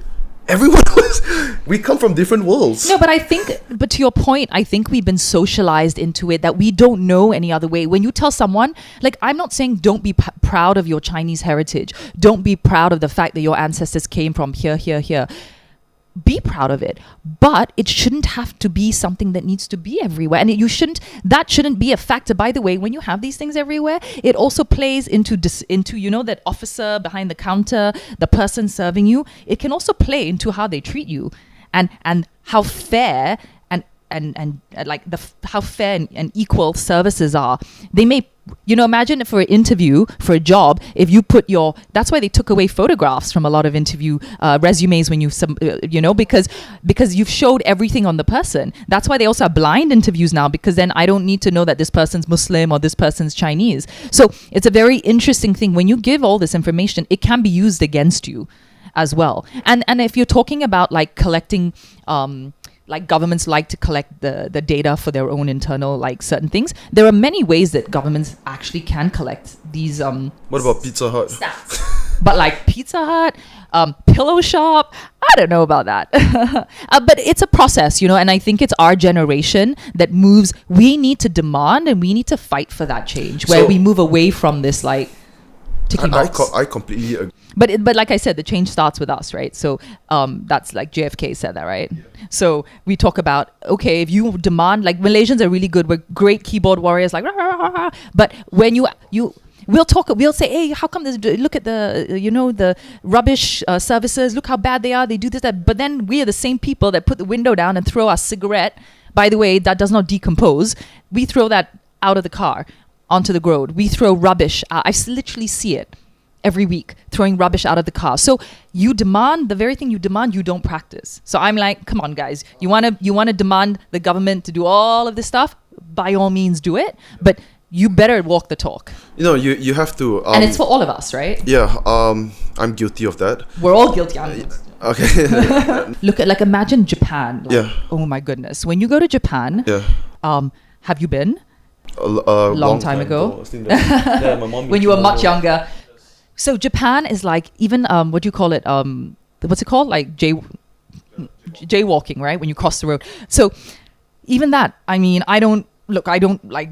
You don't jaywalk. I don't necessarily jaywalk. There's only jaywalking in Malaysia. In the most dangerous way. In Malaysia, yeah, you more or less do it. There's only jaywalking. There's no such thing as zebra crossings here. Where? People see it and they just run and go over it. The only zebra crossing I see is at what do you call it, pavilion. That's the Pavilion, only Mont Chiara. Yeah. No, but when you're in like Singapore, of course, when you do it, you're like, but the security camera's watching me. But in Japan, like even though it was like 10 o'clock at night, the roads were literally empty, and everyone stood there waiting for the green man, and I was standing there and I was like, I mean, really? Don't be that terrible foreigner who like just crosses. But then I followed it because everyone else is standing there waiting. So I'm like, okay, I'm gonna wait. But so to your point, right? You do adapt to the society that you live in, and when you set the rules, I think there's author Malcolm Gladwell. Malcolm Gladwell, yeah. The Tipping Point is a really good book, and he talks about this that thing that you do, that tipping point that changes society, right, at large. So it's a really interesting like social experiment, if you will. What was his No, but he point? talked about like New York back in the day when it used to be super dangerous, and how they tried this, like if you walk past, say, the bus stop, or I can't remember the story he had, but the broken window theory, right? So if you walk past a street and there's always broken windows and it looks like graffiti, broken windows, it's kind of messy, you know, and there's like litter on the ground next to the rubbish bin, and you don't mind throwing your rubbish there. Okay, it's kind of dirty anyway, I might as well throw my rubbish there. Oh, look, the window's broken. Like, no one cares anyway, no one takes care of this place, why does it matter? And so you do it because no one cares, the bar is this low. Where else, if you walk past that same street and there's no litter on the ground, or if there's litter, it's picked up within like hours, and the next day it's clean, the window was broken today, but 2 days later you come back, the window's fixed, you recognize that people take care of their surroundings and you respect it. So that I found that to be quite an interesting like experiment that they did, and you could see, actually, I'm sure it's not perfect, but you could see that amazing transformation that takes place when you don't tolerate this sort behavior. Behavior Exactly, or mess or whatever. Isn't that, I guess that's exactly what Singapore is doing, like super strict on their laws. So if you mess up or go against it, there's going to be a harsh fine or a punishment for it. So people just oblige. They don't. Yeah, and I feel like that to some degree is a price people are willing to pay. If you follow the rules, you get a safe country, you get beautiful services, infrastructure, blah blah blah, that you get to use, and you know. Yeah, like you were saying, the broken windows or what, the person that walks by and looks at that, they think that's exactly how that place should be, and it's probably going to be like that for the next, I don't know, generation or whatever. They just, it's like a subconscious thought. Yeah. Arigato. Arigato is thanks. Yeah. Just bow too much You bow, at wrong timings. Yeah, I'll give you an example. I said this many times on the podcast, but when I was in Melbourne for 8 years, right? Everywhere you go, anyone you talk to, hey, how's it going? Yeah, like that, right? you go to 7 E's the same. So I came back to Malaysia. I did that for maybe 2 weeks. Okay, 2 weeks. I'm like, hey, how's it going? And the 7E dude just look at me. Sometimes they say hi, but most of the time they don't give a fuck. Yeah. After 2 weeks, I stopped completely. Just reverted back to my old self. Driving as well. Have you driven in Brisbane? Yes. Yeah, so you would know that you have no room to be You can't be like a gangster on the road. not even a gangster. You just can't be. You can't do it. You can't be a fuck up. You can't get away with the stuff that you get. You can't. Away with. I'll give you an example. You wait at the traffic light. This happens all the time. When it turns green, less than a second, people horn. Less than a second. It just happens like that. So you can't be that dude that's looking at the phone. You just can't do that. Yeah. So when I came back to Malaysia, I started complaining. Wow, Malaysians drive like blah blah blah. And after 2 weeks, I'm just that guy again. Yeah, funny, yeah, how we are. Yeah. Yeah. Something that I thought about because you're from international school, right? Do you have children or are you married? No. No. Okay. Yeah. I wanted. If you were to have children, right? Would you send your kids to a public school or a private school or international school? Yeah. Because I'm someone from public school. Okay. Well, but what about you? What would you do? Okay. I start first, huh? Yeah, you start I wanted to leech off on your points, You go first. Okay. I don't think there's a right and wrong answer. if that makes us feel any better. Okay, fine. The pros of going to a government school, right? I think you would definitely be culturally, you as a Malaysian, right? You're definitely going to be more in touch. Yeah. The language thing, speaking bahasa, Yes. right? Even though my bahasa sucks, I feel like if I went to a private school, it'd probably be worse, right? Okay, question. If you learned your entire education was in Malay, how can you say you did Form 5 exams in Malay? How can you did like history Karangan. and, yes, you did essays in Malay. How can you sit here and say your bahasa sucks? I don't understand that. Let me explain. So, our English essays were 1.5 page. Sorry, both sides of a paper, Yeah. which is I don't know how many words. I think that's 350. Malay essays was basically double that, you know. And then Okay. if you were very kiasu, you would do some students would do 3-4 pages like that, front and back Yeah. like that. Yeah, so that was the level of karangan English essay versus Bahasa Melayu essay. Yeah. It was definitely way higher. Yeah. But my Bahasa is I guess is half the level of my English, right? And I guess you could say that even a lot of Malay students who Malay is their bread and butter, they don't get A for their Bahasa subjects. It's not exactly easy. No, it's not. It's even English, right? You can be a native English speaker. You can still get a C in your English exam because they're assessing you on like different things. Do you know many people that didn't get because most people I know that spoke good English, right? I think because our English standard is also quite. Well, it depends. If it's I'm talking more like international English exams. Oh, that's way harder. Where they assess you on like all sorts of like, you know, more technical English and also literature, right? So it's a little bit deeper on your understanding of all like English language and grammar and Poems. and interpretation and analysis and stuff like this. I want to know what is the level of Bahasa that you guys learn at international school? Is it I mean, mandatory? you're talking to someone who's also it was like a long time back, so I'm sure it's changed since then. But it's, I mean, like if you learn. Is it mandatory? It is, right? Basic Yeah, for Bahasa. Malaysians, yeah. So you do Malay, IGCSE Malay. You have like your. Let's use Karangan lah, for example. Do you remember how many words the limit was? Sorry, the minimum was. Yeah, but it's like you do translation. So the Malay exam is you translate Malay to English, English to Malay. You have to write an essay. I think you have to write. Gosh, I can't even remember. That's like, okay. You learn your penjodoh bilangan, right? So it's very. What is penjodoh bilangan? Isn't that like your ber, mer? Like, isn't that right? What is penjodoh bilangan? I think so, yeah. It's been a while. It's ringing a bell, That word is like. but I think you might be fucking up the Sebatang sungai, right? So sebatang before seekor ikan, right? Sebatang Sungai. I forgot. What is about that? What is that when you add the sebatang before the sungai? Simpulan bahasa. Yeah, is it? Yes. Yeah.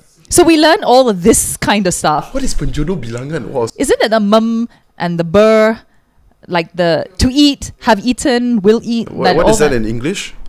God, even I'm like, yeah. like don't judge us. But anyway, so we a lot of that, and then we have fact checker. Is it correct?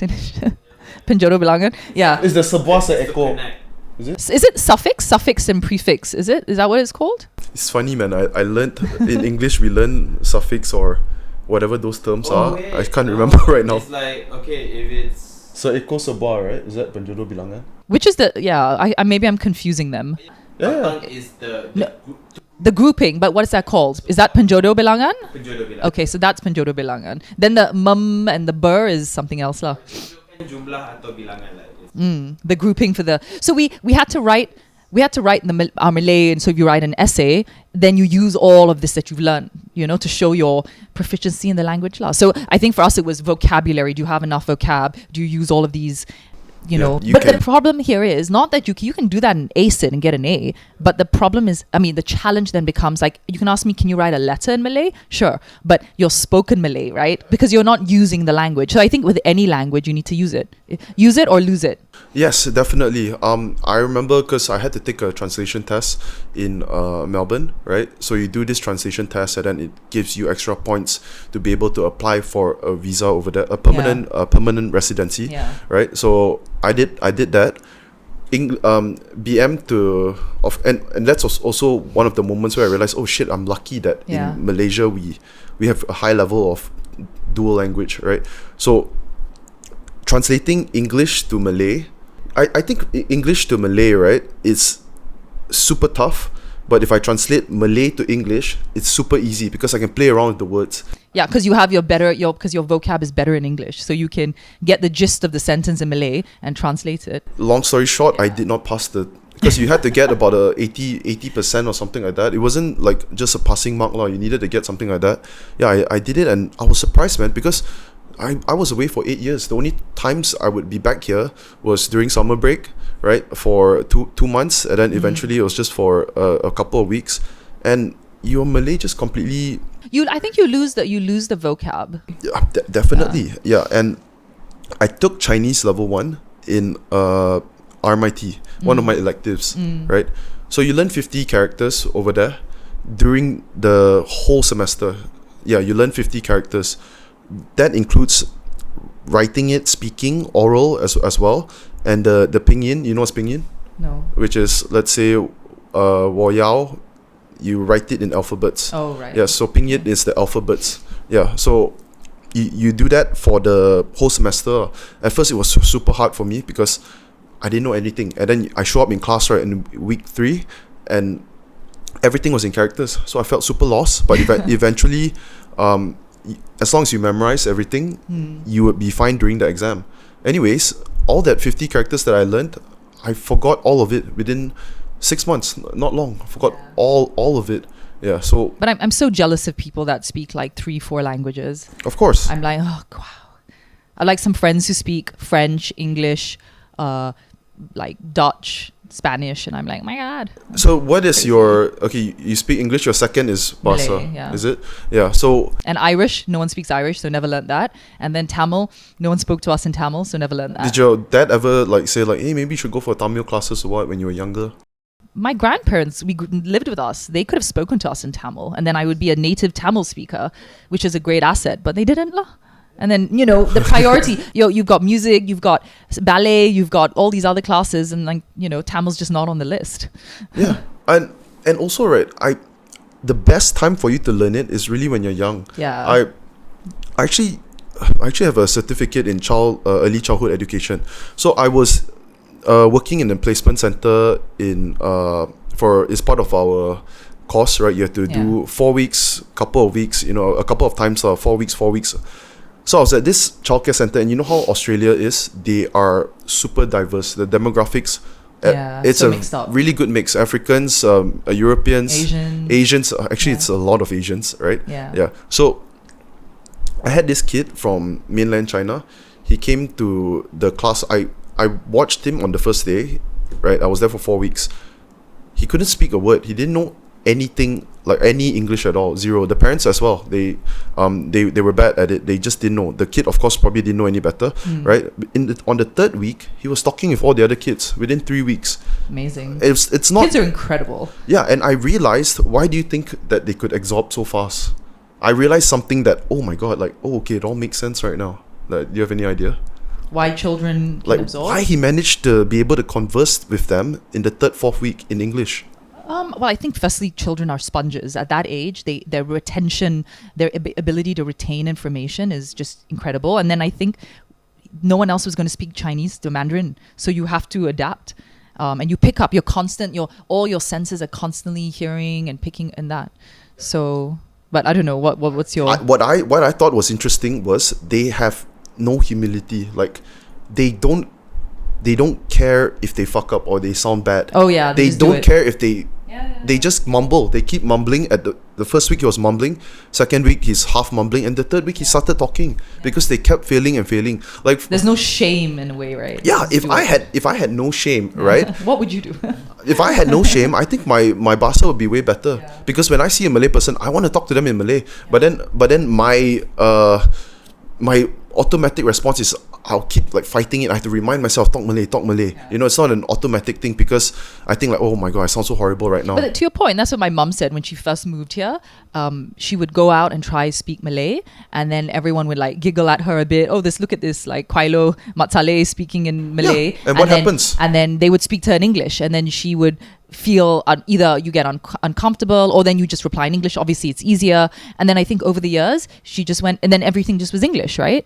But she could have maybe, if she got, no, I really want to learn Malay. I think she even took classes when she first moved here. But then she could have persisted, right? But that's to your point. You know? So the classes and all, the best way is to fully immerse yourself. Me going to China, you know, and I have let's say I have to work there in China. Of course, I'm working in an English company, but the fact that if I'm there alone, I don't know anyone, I'm going to pick it up. And I've got a buddy went to South America. Okay, he's that dude that after we graduated, he wanted a backpack all over South America. Big balls. He didn't even think about the language. That was the last thing he thought about. Yeah. He didn't, which was stupid of him, because the moment he landed there, everything was in Google Translate. But within 3 weeks, he could speak Spanish because he was hanging with the local. Yeah, at least your basic Spanish to get around. Like Definitely. No, I think he had no problems speaking. But I spent like 4 months working in Mumbai, India, and I was in my auto rickshaws every day. What is auto rickshaws? You know, the auto, you know, those auto rickshaws, those little that you see in tuk-tuks. Okay, tuk-tuk. Yeah. So by the end call of it auto rick. auto rickshaw, auto rick. Oh, rickshaw. Okay. I think. Sure. So by the end of my 4 months there, my basic Hindi was pretty awesome. Is Hindi Tamil? No, It's totally different language. It's like Cantonese Mandarin. Yeah, totally different. Hindi is like spoken in the north, closer to like Urdu and that. Whereas Tamil is a completely different. It's a different script. Okay, even the characters are different. Yeah. Do most Indians in Malaysia, most of them speak South Tamil? Indian. Most Indians in Malaysia, I think, are South Indian. Okay, but there are some that can speak Smaller groups are like Punjabi and North Indian. Yeah. Shall we? Let's go back to the school thing. Oh yeah, we've totally digressed. Yeah, it happens. You were meant to answer the question. So growing up, right? I've always thought like, I'm gonna send them where I was raised. Okay. The exact same experience I had. Right, I enjoyed it. I was the type of person I enjoyed school. In fact, I don't know why kids don't enjoy school, but of course now you understand a little bit more how people don't fit in. But for me, it was just a fun time the whole time in school. Wasn't super. I was not a good student lah. Basically, I did okay, but I was not that type of student to pay attention. Probably ADHD, just super bad. I could never pay attention in class. But anyways, I enjoyed the whole experience of and in fact I was not even exposed to people from private school or international school until I went to Melbourne. It was a little bit of culture shock, just in terms of their lifestyles and all. It's different. Okay, there's a difference in their spending as well. In in secondary school, in government school, one thing for sure that is different from private or international school is the discipline and how much the teachers actually care about disciplining the children, or making sure everyone is in line. I punting class a lot, okay, a lot, and nothing happened to me. As in the school did not know, or as in the school didn't care? They knew. We had a merit system in our school. You mean they never called your mom and dad and said, by the way, your son? Dude, it was crazy. I went from Form 1 to Form 3. I was a good kid. I always looked at the seniors and thought that, oh, these people are so bad, just rubbish. And then you became the bad kid. Yeah, and then when I was Form 4, I was never in class. Every day was PJ for me. You know it's PJ, right? Yeah, every day was PJ. Just brought spare clothes and we were playing in the padang. Oh, wow. And then sometimes it's so obvious because I'm Form 5 or Form 4 and I'm super tall and not super tall to you. Yeah, but and I'm playing with like Form 1 kids, so the teachers can see, they know, and then what they'll do is they'll also get lazy to tell me or tell me and my I think it's the idea that sometimes teachers give up on the student and they just like, you know what, this kid, we tried 5 times, we have so many other kids to think about. The job of a teacher isn't easy, right? Like I think it's one of the most undervalued professions. And my mum was a teacher, and I run a school, a Yes. refugee school. But do you teach? Sorry, I'm not sure. Not really, but I was involved in the beginning, right? But I see what it takes. And it's, my mum always says that teaching is it's a calling. It's not a profession. That you need to love it. It's a passion, and you need to love it, and you need to love being with kids, and that being part of a child's journey, their growth. So it's a whole thing. So do you think there are many, as someone who's in the industry also, do you think there are many teachers that love it, or it's their calling? I think I think that number goes down as you go into government school. So that's why I was saying, like, the discipline is really different, because the fact that does the teacher really care about, like, how much do they care? Maybe they're motivated in their first, second, third year, and then after that they get desensitized. Like, fuck, children are so they're assholes. Okay, a lot of them are assholes. Teachers cry. The teachers cry. Yeah, I mean, students can be really mean, not just to each other. They can be really mean to teachers. Horrible. We'll make the teacher cry, and we thought it was funny. Kids are mean sometimes. Such bullies. Yeah, and then the teacher is gonna be stuck at that job for 20 years, and maybe her motivation just dies down after a while. Which is why it's when I say it's a calling, right? When you're calling, like, my sister is a teacher in Australia, and when she reached a point where she just couldn't do it anymore, she left. But she had the privilege of being able to leave the job, where else in a lot of cases you need the money. And sorry, you said when she lost her motivation, she just she quit, and she just stopped working for a bit. But if often teachers are not in that position to be able to just quit, and you need the job. And I think and it differs country to country, but you look at in some countries, to be a teacher, you need to be a straight A student. You need to be able to have a minimum of a bachelor's and then a master's degree in certain things. They set the bar very high in terms of quality teachers. And not in private schools, not in international schools. And as much as I am an outcome of an international school, I would love, if you ask me today, where would I send my kid? I would say international school. I would say a private education, because I feel that I agree with your earlier point that from a cultural perspective and a real sense of what it means to be Malaysian, yes, to government schools, kebangsaan schools, but in terms of someone who's been in education for like the past 16 years, the things that I value and I would want my kids to have, I think I could only really find that probably in a private education space, whether it's kindergarten, primary school or high school. But in saying that, I would want to be the Malaysian who goes, I want to line up and queue up to put my kid on a list to go to a kebangsaan school, because I believe so strongly in the education system in a kebangsaan school. So my question is, what needs to happen in our education? Wait, sorry, you said you send your kid to... The reality today is I will send my child to an international school. But the reality I would like to see in the future, which isn't the case today, is our kebangsaan school systems being so superior quality-wise that Malaysians queue up to send their kids to a kebangsaan school. The reality now is, from people I speak to, is I know so many people who went to kebangsaan schools who work really hard, save tons of money to be able to struggle to afford to pay for their kids to get a private education. And many put their kids into like government school, say for like whether it's Chinese government school or Malay, they put them for primary, they pull them out for secondary school, and they struggle so much to save money to put their kids into private education. It's so expensive, but they do that because they just don't trust the local school system. And then there are lots of so my thing is this. I know it's going to sound a bit controversial saying this. There's been a lot of debate recently on whether vernacular school systems, which means the Tamil and Chinese school systems, should be kept or should be made into one system. So you could say I'm not fully informed, or I'm speaking here as a layperson, as a Malaysian. I do believe that we should have one kebangsaan school system, and that language medium should be Malay and English, combination of Malay and English. And the goal is students graduate from Form 5 with great Malay, great English, and another language, right? That they can choose. And you need to, but in order to move away from the vernacular and to say, I think the Tamil and Chinese schools should be, maybe we need to look at ways of converting them into semi-private education. I'm not saying close them and do away with them, but they need to evolve into like a certain different stream of education. But the national school system should be one. If you talk about real unity, Which is Kebangsaan right now, yes, is it? Yes. If you talk about real unity and you want it, and I know a lot of people will disagree and, I need to protect the Chinese, I need to protect the Tamil, but sorry, no, we're Malaysian. It's English and Malay, it's the Kebangsaan school.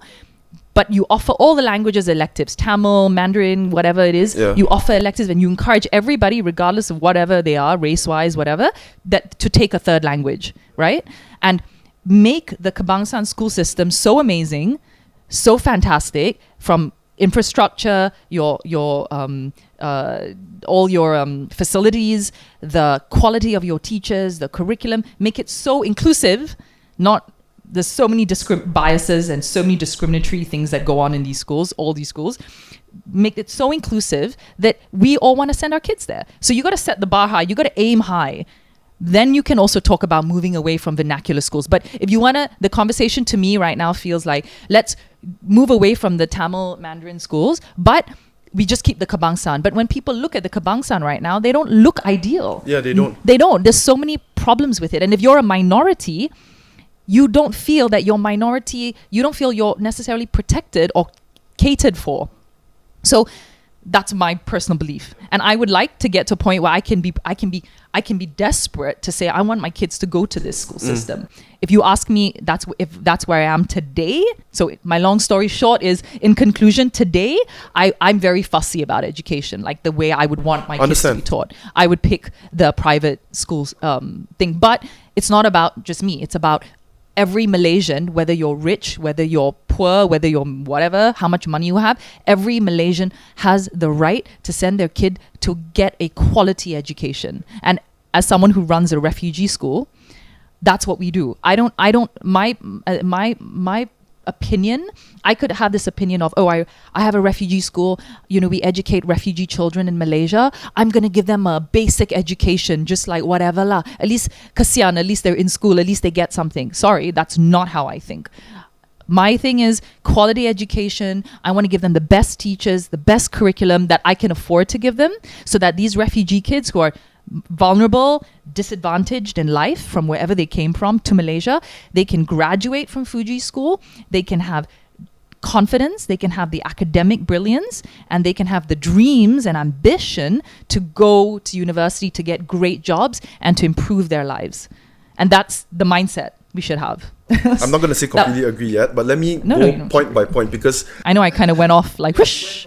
I went a bullet train there. Yes, but, so we went government or private to vernacular and to your refugee school. But anyways, yeah. So because it's all connected, right? Of course. And this is something, my last point, if I can may make it.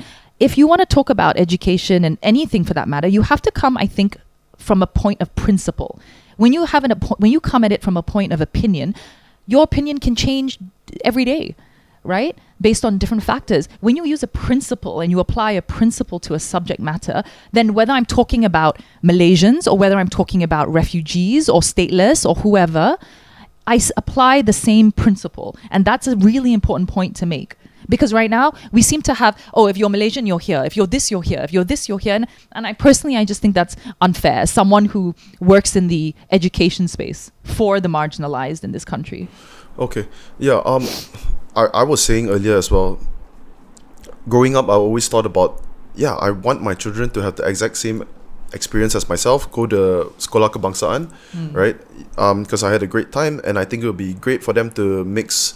They'll be more culturally Malaysian if they go to that school. Also, their bahasa will probably be better, right? But also, as you grow older, and then if you were even, you start to think about your own children, right? It's quite simple, because you have to choose one side, okay? And this is all, let's say money is not a super big issue, okay? You sacrifice you sacrifice more, work harder to be able to send, like, let's say, like, if it's not a big issue, how many parents are going to choose government school? You know what I mean? Like, if you have to choose for your children, you want something better facilities, right? Discipline is going to be better. They'll be looked after by.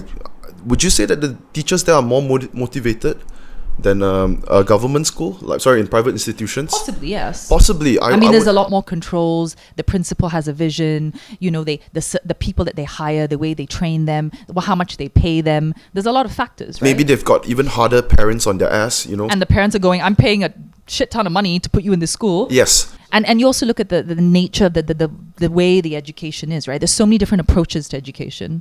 So yeah, as a parent, right, I find it hard to be someone that picks government school as well. Yeah. Like I say, it's at the end of the day, which parent, any parent you speak to is going to say to you, I want the best for my child. Yes. And they may define that a bit differently, but they want the best, and they often will strive to give their children the best that they can afford. Right? And so that it does come down to money, because then also, depending on how much money you have, you may then value certain things. I do think, and then it depends what you value more. I do think a lot of parents do value, I want my kid to know what it feels like to be Malaysian, to mix with children of different socio-economic backgrounds. So you will put your kid into a Kebangsaan school, right?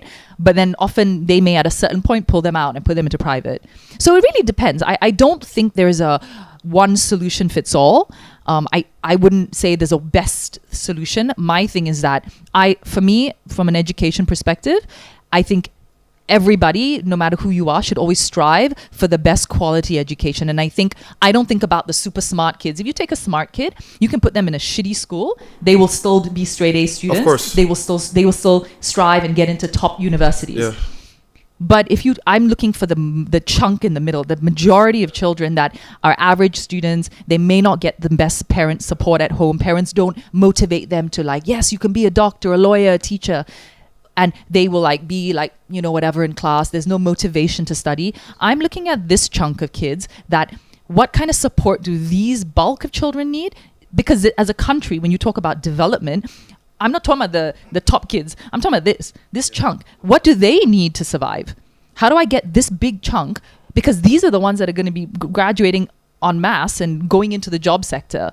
So if I can't take care of this, yeah. Or if you're graduating kids that are, now they talk about dropping the exam marks so that even though you pass, the pass mark is 30 marks out of 100. Or if I'm graduating kids whose Malay is not great, whose English is not great, who don't actually have the soft skills, the life skills, they don't know how to, you have so many people saying, oh, they have a degree, but when you employ them, they do interviews, they have no clue. I have people that have told me, when they meet some of my refugee students in my school, they're like, wow, your kids are so impressive. The way they speak and how confident they are and articulate they are. And unfortunately, they compare them to other Malaysian students they've met. And they say, wow, your kids are so much more impressive than some of the Malaysian students I've met. Okay, that's always great to hear. It's weird. Is it weird?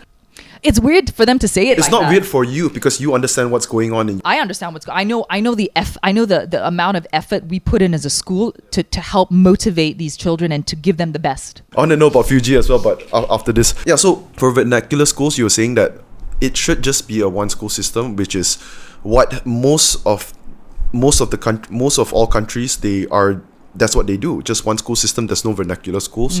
In fact, are there any other countries with vernacular schools, which is a school with specialized in a different language? I don't know. I mean, everyone calls them. Look, it's tricky because I think everyone labels them differently. Vernacular sounds more catchy, so I don't know, but you have charter schools. You have special schools. I know in some countries where they have religious schools, they may have Islamic or Christian or Jewish or other different types of schools. So, but then they normally sit under in some countries they all immediately will go under private or international, whereas some countries they may not use the word international so much. So it could be semi-private, it could be a charter school, I don't know. So it depends on a country's way they structure the education thing. Whereas for me, I think Kebangsaan national school system, I think you should have one, and I think we need to transition the Tamil and Chinese schools into maybe a semi-private stream. I think people should always have options to where they send their kids, but whether it now needs to be this post-colonial, from independence. We've always had it. Therefore, we must protect the. I think we need to move away from this kind of mindset. Maybe it's easy for us to say because we are generations after that. Obviously, it's maybe. more, what do you call it, more sentimental for people of the previous generation. But also, right now, I honestly look at it the same way as you. It's like, what do you mean preserve what culture?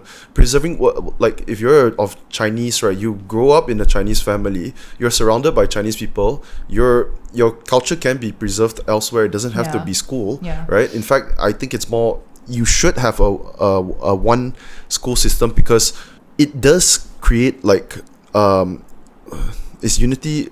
I don't think it's unity, but I feel like if you have vernacular schools, it does create some sort of separation, right? Yeah. And to have electives in the option, like let's say in your Kebangsaan school, one school system, to let's say you want to pick up Chinese or Tamil, there's nothing wrong with that. It doesn't hurt any. I would love to see, you have so many non-Chinese that send their kids to Chinese schools and they talk about all the benefits. So I would say if you build an amazing Kebangsaan school system that's super holistic and comprehensive, offer it. And amazing, number of Chinese kids who may decide, I want to learn Hindi or Tamil, and vice versa. Malay kids may, I want to learn, well, I don't know, you can't, I'm not sure how many languages you can offer, but you know what I mean? And I think it's beautiful. And I think it's, talk about to use the word unity, but there's so much merit in diversity. And that is something that Malay, as a country, we always talk about how diverse we are. But when you really live it and experience it, it adds so much value to any system, because you always learn to see things from other people's perspectives, no matter who you are. There's always a lesson to be learned. So I think the more that people mix, whoever they are, in a school system, you learn and you grow. I think most people, because like yourself, you grew up very culturally diverse. Yeah, my school had kids from all over the world, and we celebrated everything. So when I actually grew up, I never saw this race thing. I never understood. Like, to me, everything was fascinating and cool, and I wanted to explore everything. And one minute I would be like, when I used to go to Ireland for holidays, I was like, I'm Malaysian, and I would talk about all the cool things in Malaysia, and then when I'd come back, when in Malaysia, I would also talk about all my Irishness and my Irish side. And then when I travel the world, often I just say I'm Malaysian. And then the next question people ask me is, oh, but you don't look Malaysian. And then I'm like, well, what does a Malaysian look like? Or then I go, yeah, my mom's Irish. But apart from Australia, right? Like, I'm sure if I go to Europe, I tell them I'm from Malaysia, they won't say you don't look Malaysian because they have no idea as well. Yeah. But also, a lot of people, they assume that Malaysians are Malay people, right? Which is sort of like Indonesians are. So they would think that they don't even know that. Yes and no. I think people do kind of know Malaysians now look. But in the West, like if you go to the US, they're like Asian to them is Oriental. Chinese. Oriental looking. look. Yeah. Oriental looking. And then South Asian is your India, Pakistan kind of look, right? So but that's the other people. People group based on whatever lah. Okay, yeah, and also I do think that, right, what you agreed on, which is one school system with elective of whatever language, okay, that you want to pick up. I think most Malaysians would actually agree with that. Most people. I would put my money on this. If you created a competitive, I'm kind of repeating myself now, but a competitive, comprehensive Kebangsaan school system that is inclusive, that is Malaysian but inclusive, and you have a high standard, and you have good teachers, and you have good facilities. Now, we know this can't happen tomorrow. It's a journey. But if you offered this as a blueprint and you genuinely work towards it as the government, I think a lot of Malaysians would send their kids there. Nobody wants to pay hundreds of thousands of ringgit for an education if they can get a good quality in the national system. So I think that's in a nutshell. If that was the bar that was set, if that's the goal, and we actually work towards it, you would see transformation. So why, like, let's say, because the argument of the existence of vernacular schools, right? But why? They have to ask the question, why do non-Chinese people send their children to vernacular schools? It's not it's not necessarily just because they want them to pick up another language. No, it's the discipline, it's the quality, it's the access to resources. They've said it. Number of parents that you go read Facebook, they all write it. They all say the same thing. It's not, of course, the extra language is a plus, right? Okay, your kid, let's say if it's a Malay kid, he already knows how to speak Malay. We speak that at home. So you have an extra language, that's a plus. Yeah, we know doing business, Mandarin is such a valuable language to have, right? So yeah, and also actually, to your point, like international and kebangsaan, right? It's also the people you want your children to be hanging out with, right? And in a private or international sector, the children are going to be more well educated. They are of a higher economical background, right? And you want your children, to be hanging around them. I mean, that's not exactly the most important thing, but I do understand how a lot of parents would want that as well, because if you are who you hang out around, right, most of the times. But you also have with kids that go to a lot of these private schools, you can be very entitled. You have like the downside. Everyone does everything for you. You have a detachment to your country, to the reality of what it means to be Malaysian. You have an inflated sense of self. There's a lot of, but there's pros and cons everywhere. So this also comes down to parenting, right? At the end of the day, I know this, a school can only do so much. Parents play a very important role. The conversations you have with your kids around the dinner table about what's fair and justice and equality and what it means to be a good person and what it means to respect others and what it means to be a good human and how to be ambitious, and all of that also comes from parenting. And that happens regardless of the school you go to. I feel like on the surface, right, when people talk about private versus public, it's usually private equals, it mixed with spoiled kids, and then your kid will turn up that way. And public is, okay, you will be more immersed in Malaysian culture. That is both the arguments, right? But there's a lot more to it. When I didn't mix around with private international school kids until I was a bit older, past high school. But it's quite obvious. Sometimes you just see there's always going to be that kid that is always flexing his money, and I don't know what sort of. But that's just, I don't know if that's a function of a school. I think it's not at all. That's just someone who's arrogant, or that's someone who's has a sense of inferiority, so they think they need to compensate by showing people material crap. Like that can, look at Instagram, like the number of Malaysians who show off their crap on Instagram, they didn't go to international schools. Yeah. I wouldn't use this, I wouldn't even look at schools as a I just think that's a sense of like in an individual, and if you feel that now, we need to like show off like what watch I'm wearing, what car I drive, where I live, if I'm flying business class, what bag I wear. It's, to me, I come from a world of fashion where I've been immersed in this world since I was 15 years old, and to me personally, it's in such bad taste because people show you this, what it means to live the rich and famous and fine life, but they don't show you a lot of the realities of it. So I'm not a fan of that at all. Okay, I wanna ask you, so is it natural for you to be posting stories? Yeah. It is? Stories? Yeah, stories. Yeah, I post a lot. You post a lot, but a lot of it does also have to do with your work. But let's say if it had nothing to do with your work, would you be posting a lot of stories? I think I post a lot of my, like, I guess what I do every day, right? So I would admit I'm not like the most, some people post very personal things about them. Cry and express themselves also. Some yeah, people do that. I feel like I don't do that. And I think for me, I feel a sense of responsibility. I can't separate the Deborah who runs a non-profit and Deborah who's a spokesperson on certain things. Deborah that people know. Yeah, because I feel when you play those roles, it's not playing a role, it's who I am. And so that comes with a responsibility of everything even when I sit here with you, right? The things I say, everything is going to be there, watched by, I need to be able to defend it and be accountable for what I say. And not everyone will agree with me, and I don't think that's the point, but yeah, I think it's interconnected. So I'm a little bit, I guess I can be a bit cautious and then oversharing certain things, maybe. I don't know. Sure. I actually met someone that said this to me, and I found that, oh my God, like I have never heard anyone say this before. She said, I don't trust any, because she's someone that posts all day long, like a lot, right? Her whole life. She said, "I don't trust anyone who doesn't post stories daily." And I thought, wow, I'd never heard that opinion How before. old is she? My age. And she How old are said you? that with conviction. I'm 30 this year. She's, I think, 1 year old. Well, 1 I year older. don't understand that actually. What does that mean? I don't know. When she said that, like, wow, I've never you know heard what it that. means? Yeah, it's kind of like You agree? low key. Like, I don't know. There are some people where like your feed haven't been updated since 2012, and you Oh. post stories. It's like What, are you sus?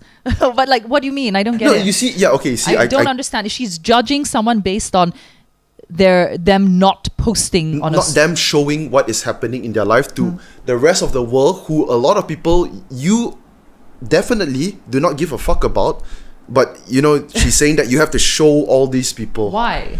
Why? Is Is she it but is she like a, what do you call it? Like one of those Influencer?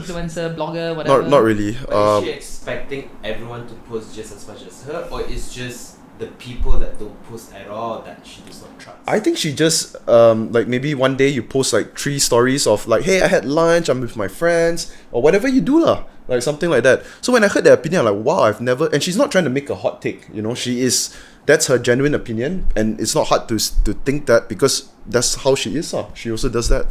Yeah. So I could not understand that. I'm like, what? I actually find it super cool that I have some friends that are not on socials at all. Wow, And not just and not older people, even younger people that are like you know, older people you be it's normal, but It's very normal. younger people that don't, and I find it super refreshing. And you know what? When I am like most people, I'm on my like socials a lot and my phone, but it's so refreshing when you travel and I'm in the company of certain groups of people that it's not normal to take out their phone and take photos of your dinner and your food and all this. So when I'm with them, I actually have to like consciously put my phone away, because if I suddenly took my phone out and started doing this, and I would look really rude. And I would look really out of place. No, I don't think it's rude. It's more of out of place, because people know what's up these days. They you do, know? but I don't want to be that person sitting at a dinner table with 5-6 people that I may not know so well, and I'm like this, and then I'm on my social media posting it. That takes me another 5 minutes, you know. So it's an interesting. It's also your circle, right? When you're in your comfort zone, and this is what is the norm. And I don't trust somebody who doesn't post. And like, if it wasn't to keep your Instagram account active, would you be posting your food? I'm just asking. I just want I to don't know. always post my food. Okay. Yeah, I'm someone like that as well. I just post things that I feel. Often I post things that are not the most. I feel for me, if I posted things that I knew the public like typically like react to I think I would be posting very different stuff, and I think I would get a lot more traction. But I don't, because I don't do my OOTD. I'm in fashion. I don't post my bags. I don't post my fashion. I don't post my outfits. And because of that, actually now I don't get as much work in the space. I don't get a lot of brands that call me anymore to attend their events or to gift me. You know, a lot of times brands will gift you stuff to like wear. They don't do that anymore with me, because I don't. When they look at my Instagram, Deborah's not really the fashion girl, and there's so many new people coming onto the scene that do it. So I accept that if I don't do that because it's not really me, then I accept it's going to come at a cost. And then the things that I do post, which are slightly more maybe serious things or things that I care about, may not be everyone's interest, and it may not get the kind of likes and shares and engagement, but it's a path I'm willing to take. But it's me. It's being me. Yeah, and I saw you repost something about the affirmative action this earlier today. Do you want to talk about that? Like in Malaysia? Well, we kind of talked about this. A chunk of our conversation on education access is also a little bit. Well, affirmative action is really looking at policies and sort of reforms that seek to advance a certain group of people, right? Yeah. Man, it's so complicated, because I mean, I have to know I only know people's opinions from reading comments, because elsewhere most of the people I talk to or whatever, we generally have the same mindset of like referring to if you're talking about the new economic policy, right, Bumiputera rights, we all have the people that I talk to we have the similar opinion, which is we don't like it was there in the start for a reason, because needed to help the population, right? They were really far behind economically, but then it just doesn't make sense if you think about it. So what about all the poor people and also underprivileged that are of a different race? They also exist. And also you are benefiting the ultra elites of that race as well. So it doesn't make any sense. Policies, any policy, economic policy, social policy, political policies for that matter, I think a lot of these, if you talk about good policies, and if you speak to economists and you speak to people who write policies, they always need to suit the time and the need. A policy is not good if it's not solving, if it doesn't adapt, if it doesn't evolve to cater to the changing times and the changing needs of the problem it's meant to solve, then it's a bad policy. It's simple. Let's not get emotional about it. Pure and simple logic, right? If you're sitting with a World Bank economist now, or any economist for that matter, and you ask them, okay, here's my problem. This is what are we trying to solve? So you have to ask the question, what is the issue or problem we're trying to solve? And identify it, define it. Okay, who are the poorest? Who are the people that really don't have? Look at Sabah, look at Sarawak, look at the minorities, look at the stateless, look at the poorest Malays, Chinese, Indians, whatever you want to call it.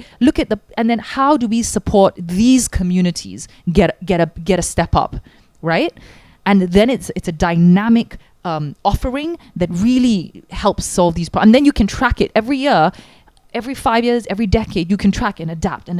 That's what you do. That's what I do. And I run a small little tiny nonprofit. I don't have this one thing that's like written in stone forever and ever. And then now, because it's become like this, a lot of people see it as a right. So it's shifted away from a temporary measure that was existing to solve a problem. Now it becomes, this is my right. And that to me is where it can become a little bit dangerous. Super. Because then it's a whole different conversation now, and now it becomes very sensitive and contentious. So to me, like I said, I think for me as someone who's really cares deeply about education, and for me, education, Nelson Mandela always talked about an education is the most powerful weapon you can use to change the world. But it's a long-term thing. It's not an overnight thing. This, as much as you talk about giving education to those who need it the most, especially these like opportunities and privileges, but taking it away from those who need it the most is heartbreaking. That to me really wow, that a kid who deserves it, whether they're academically smart or whether they come from a really poor family and they have no other options, and for them not to get it, that's what's heartbreaking to me. So to me, quota systems in universities and all of these we can't on one hand have this mouthpiece that talks about, one Malaysia and a united Malaysia and, why are we not more united? And then everyone's pointing the finger at each other and attacking each other. But at the other hand, we have policies and we do have all these active measures that divide people. You can't have it all. So it just doesn't work that way. So for me, it's like quota systems in universities need to go. They need to be adapted. And I'm sorry, but I know a lot of people seem to be resisting. People don't like change. People don't like letting go of things that benefit them, no matter who you are, where you come from in this world. Yeah, of course. So the moment you want to take something away, people and everyone freaks. And everybody does this. It's human nature. So how do we evolve? How do people realize that we're all in this together as a country? Like we all thrive when we get better, when we all have opportunity, and then we can all thrive. And I don't know about the outside of other parts of the country, but for me in my circles and my friends, and a lot of people I know, everyone is so mixed up. I have very few friends who are like only one race. So many of my friends are in intermarriages now. Their kids are like multiple ethnicities and multiple, more and more where, I don't know, in my circles, like I say, maybe outside of KL, it's still very segregated. I'll tell you which parts would be segregated. Let's say you're Chinese and you are very fluent in Chinese and your BM is bad, your English is bad. You will stick within You will stick within. For me, I grew up in the English. So I'm a Chinese guy that speaks English. Then it's easy for me to mix with anyone that speaks English. There's going to be Indians, Malays, all that speak English as well. So it's easy. It's sort of easier for me to have a diverse network of friends. But if you're a Malay dude, similar to if you're a Chinese dude, a Malay dude that is only really good in Malay, and obviously you don't speak Tamil, your English is not good, then it's, the language barrier is that thing. But so I would also, and this is where more of us need to have this conversation about what's fair for everybody. And also we can't just talk it. We need to walk the talk, right? Which means people need to also push back, and go, no, actually, you know what? My kid, I'm privileged. I'm upper middle class. I can pay for a scholarship. I can pay for my kid's university. Why am I taking a scholarship purely based on the fact that my kid is a certain race or religion? I'm going to let this go to someone else who needs it more. People should also, parents should also, if you really believe in it, then you don't be part of it. Even if the system has not changed, don't be part of that system, right? Don't utilize it. So I actually know people whose parents were like, no, we have the money. I will pay for you guys to go to university. You get into university, whatever school you get into, if you're good enough to get in, I'll pay for it. But give the scholarship to someone else who deserves it the most. And I think this is where I come back to be the change you want to see in the world. I know I sound like beauty queen cliche when I say this. Super. But I'm sorry. No. You don't actually. No, but that's it. So I challenge then people out there to you talk about wanting the change, then do it. Be it. Okay. Yeah, completely agree. I'll tell you why I said that. I said that you don't sound like that because I have this it's a stereotype also in my mind that I think in today's age it's a bit different. People think of beauty queens as not so intelligent and smart, and you're obviously not like that lah. Yeah, so okay, tell me about Fugee School. When did you start it? Why did you start it? So Fugee School started in 2008. It's a long yes. time. It was so I was very interested when I was 15, 16. I had to think about what I was going to do for my O-levels, my IGCSEs. And you were so young. Oh my God. Yeah. So I finished school just before my 16th birthday, right? So I went to Taylor's when I was 16 years old. Still very... Because you're international syllabus, so you graduate. Finished a bit earlier. So I was very young, and you have to think about what you want to do in life. And it was really hard to think about that. But one thing that always stuck with me was I really cared about injustice. Something that I used to sit with my granddad in the afternoon. He'd have a cigarette in one hand and his Guinness in the other. And I would ask him all sorts of questions like, what was it like living under the Japanese occupation? And, during World War II, did you know what was going on? Oh my did God, the news... yeah. I know, I was a bit of a weird kid. No. No wonder you turned out this way. Yeah, no wonder, right? Yeah. No, it's great. It's really great. But it genuinely affected me, and I genuinely thought about it. So naturally, when I had to think about... But why... I don't know. I just want... Oh, you have no idea? No, I mean, I don't know. Yeah, I wanted to ask, why do you think as a kid you were fascinated by that? Most kids are like, huh? I just want to play some games, or they don't care. I don't know. Okay. I mean, I come from a family where we have a lot of very engaging conversations. So we like to debate things. We all have opinions on things. And I think growing up, my parents and other adults would always talk about things in front of us. So we were very privy to our privilege. Exposed to adult conversations. Yeah, and we were aware. I traveled between Ireland. I was aware of the difference. I was aware of my position, to a large degree. But why I cared so much, I don't know. Some people just have it, I guess. So then I went to university. I studied economics and political science. And I wanted to look at development work. Do I want to work for the United Nations? All of these things. I came back to Malaysia, and I think after my 3 years at uni, I was your pageant days, those were after you graduated? University. Okay. Yeah. So when I came back to Malaysia, I was convinced. I think I had studied enough, and I was like, you know what? I don't know what I want to do in life exactly, but part of what I do is going to be on this helping fight injustice and helping people get to see people. There's so much in this world. We have so much abundance and resource, and how is it that people are deprived of the basics, especially education? Yeah. So that was my thing. And then eventually I met this refugee family in 2008, less than 20 minutes from our Twin Towers, and I sat with them. They were from Somalia. And I remember thinking... You just randomly bumped No, I was hosting a little documentary for UNHCR, which is a refugee agency here. Okay, so they were there because of that. And I was interviewing the family. And I remember these 4 siblings, and I just was so moved and touched by them. They were in my country, and I understood, because my mum's a teacher, and I understood the value of an education, how transformative it is. And when I met this family, I was like, how are these kids going to have any kind of life and survive in this world if they don't have basic education? And I felt it my responsibility to be able to do something about it. I mean, how did they get here, or why did they come here? So refugees do come to Malaysia. But do you know what was happening in their Somalia? country? Yeah. Yeah, I mean, Somalia's been literally had decades of civil war. Okay. So it's even back then it was fucked up, really. Oh yeah, since the 80s, I think. So it's just been decades of a very difficult situation. So, they came here to basically escape conflict. Yeah, so after meeting this family, we gave them tuition for 6 months, my girlfriend and I. And then the following year in 2009, we said, hey, let's start a little school. Because there were more kids. We were giving tuition to 4 kids. And then suddenly all these other kids were like, what about us? Okay. So we want to go to school too. So you literally, it was just your own initiative, say that, hey man, Yes. do you, I can help teach your Yes. children.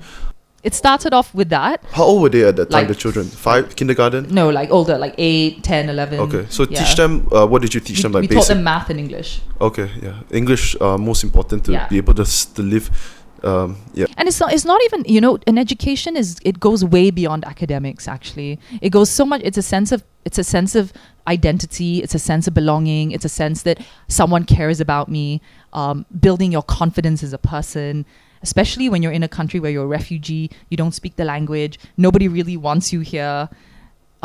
It really messes up with a person, you know. So to for these kids, someone go, oh my God, someone cares about me. You know, if you're a kid, right, and then let's say you're a refugee and you're in this world where you know that you don't belong, that sort of thought, right, it stays with you for years and years after. Like you will start to believe that this is your position in life and you should be that, like, this is how you should be treated because it's how you've always been. I mean, you make a good point. It's very what's the word? It's limiting. It puts a cap on your everything you'll ever achieve and be in life. Yeah, I'm this good. That's it.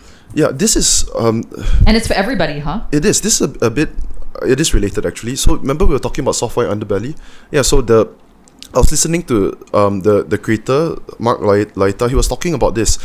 Soft white and underbelly. Underbelly is this channel where they go to down to Skid Row in this place in LA, where it's just known for being filled with all the homeless, drug addicts. They're all there, and they are grouped. I think it's quite condensed and packed, and then there's a lot of drugs going on, a lot of overdoses. People die every day. Pimps, prostitutes, they're all there. Crazy. Yeah, it's crazy. So he was talking about. He said those people there, they literally believe that they are exactly where they should be in life because their whole life has been that way. They are 30 years old or 40 years old, fucked up on drugs, and they've never been able to kick it. When they were brought up, their dad or mom was doing this. They were doing the exact same thing. That's why they believe that their self-worth is exactly where they should be at that moment. They can't help themselves because they don't believe that they don't believe they deserve anything better. Yeah. And I always think about this, man. Like, let's say if you take someone from the upbringing I was brought up in, full of love, full of everything, okay? Yeah, anyways, I had a great upbringing, and I want to compare it to someone who grew up in the hood with a fucked up father or mom or whatever. The chances of me getting addicted to a drug or being an alcoholic or what, it's so much lower compared, it's not impossible, but it's so much lower compared to someone who grew up from their background, because I have so much to live for. Yeah. So much. I've got a lot. No, I got so family that loves you. That is the most important. Yeah. Okay, friends, sure, that's cool and all. The most important is knowing that you have people that love you. And it's crazy that he couldn't summarize the whole thing. He said that Mark Laita, the creator of that channel, who interviews and documents all of this, it's awesome. Go check it out, guys. But anyways, he said that I'm not here to create a change right now. I'm here to create awareness because I can't change them. I'm just one person. You can take a thousand of these people. Maybe one of them might have a chance of turning their life around. For the most part, they're kind of fucked, and it's going to end very badly and probably soon as well. But he says that if he were to think of a solution, right, what he thinks is it's really it comes down to love. Because I think any addiction for that matter, it's not the addiction, it's often a mask for some underlying lack that you've had. Trauma. And a different type of trauma in life. Yeah, it definitely is. I listened to Dr. Gabor Mate, and he talks so much. He talks very brilliantly about this whole topic. Yeah. He says that people think that there's this thing going around. People always say that addiction is genetically brought down to the next generation. He says it's not the addiction that is genetic. It's the trauma that is brought down. And why is the trauma brought down? Let's say, for example, you're a kid growing up, okay, and your mom has always been super paranoid, and she's got impulses and always screams and has episodes of she just can't control herself or whatever, right? She's just freaking out. That thing, when you have a kid next time, let's say if you're a mom as well, you might have those tendencies because you saw it all growing up, you know. Well, he actually, there was a little tiny thing on him, and he was talking. Imagine if you could have him on your podcast. Awesome. Okay, yes, you're saying that psychiatrist, right, Dr. Gabor? Yeah, super cool. He's like Canadian. You haven't tried reaching out, right? No, we haven't. You should. I think he would. Do an online one probably, or maybe it's in town. But he talked about this. I think he was basically a tiny baby in I think it was Auschwitz. His mom was in, I think, the camp and was carrying him. And as you could imagine, the mom's level of trauma, right, and distress. And he was a baby, so probably can't remember anything, zero memories of it. But way later on when he was an adult, like he had issues, he had anger issues. He says he wasn't the best father, and all these things, right? And he was doing something like I think he was doing like a retreat or something. And he was meant to be in the room with part of the process. And I think one of the doctors or psychiatrists, somebody else told him, actually, we think you need to leave the room because your energy is really heavy. And he'd been... the ayahuasca shit. And he'd had tons of clients over the years helping people, right, get over their stuff. But there was a realization where he actually went, man, I'm carrying all that trauma that my mom went through when I was a tiny kid. I'm carrying that trauma. She passed it on to me at a cellular level. Yes. And I'm carrying all of that. I didn't even know I was carrying that into my adult life. And now I'm realizing it. And now I have to realize that I have to not only accept it and acknowledge it, but I need to get over it and deal with it. So this idea that the things that often we don't even remember, we don't even know, are things that can have an imprint on us and affect us. So I bring it back to like refugees. Yeah. What it means to be displaced. Malaysians, just to give you maybe a bit of contrast, right? Malaysians, the sense of identity, or am I this, am I that, am I Chinese, am I Malaysian, am I, the thing that we constantly fight about, language and race. No, but that also is a sense of identity. You see how much that affects us? So imagine that already causes the stir that it causes to us. Imagine for refugees where you're an example of a Somali. So I'm ethnically Somali. My parents are Somali, but I was born in a camp in Kenya, right? So I'm not even born in my own country. I'm born in a camp as a displaced person. Yes. So I'm already displaced from my home in a camp where, once again, do I really belong here? Am I really wanted here? Probably not. Based on reactions, you can tell whether you belong or not. So I'm born displaced in a camp. Then my family move again to, say, Yemen or Saudi, where I'm yet again displaced. I'm not traveling as an expat with all the privileges. I'm displaced. Yes. And I'm living, once again, as a displaced person, having to learn the language, assimilate, feel welcome or feel unwelcome, and still survive, get a job, take care of my family. Then, yet again, come to Malaysia because, say, something happened in Yemen that now I can't stay there. I'm displaced again in Malaysia, where I have to learn the language, fit in, assimilate, figure out where to live, where to go to school. I don't look the same as everybody else. I feel judged. I feel unwanted. Every time I read in the papers, it says illegal immigrants. I get picked up by cops or immigration, blah, blah, blah, blah. Displaced again. Imagine what that does to you. And imagine when you go home, your house is stressed because no money to pay bills. Somebody got detained. You don't know when you're going to get resettled. So every day you're like, when am I going to move country? When am I going to go to America or Canada? And you can't be settled because you don't know. You've never been settled. And then we expect the kids to come to school, work hard, be committed, be motivated. What do you want to be when you grow up? Why are you failing? Why did you miss class? As a school, we're trying to make them, come on guys, this is good for your future. And then they finally get relocated from Malaysia one final time, this time as permanent residents with the chance of citizenship in America, Canada, New Zealand, which is a good thing, right?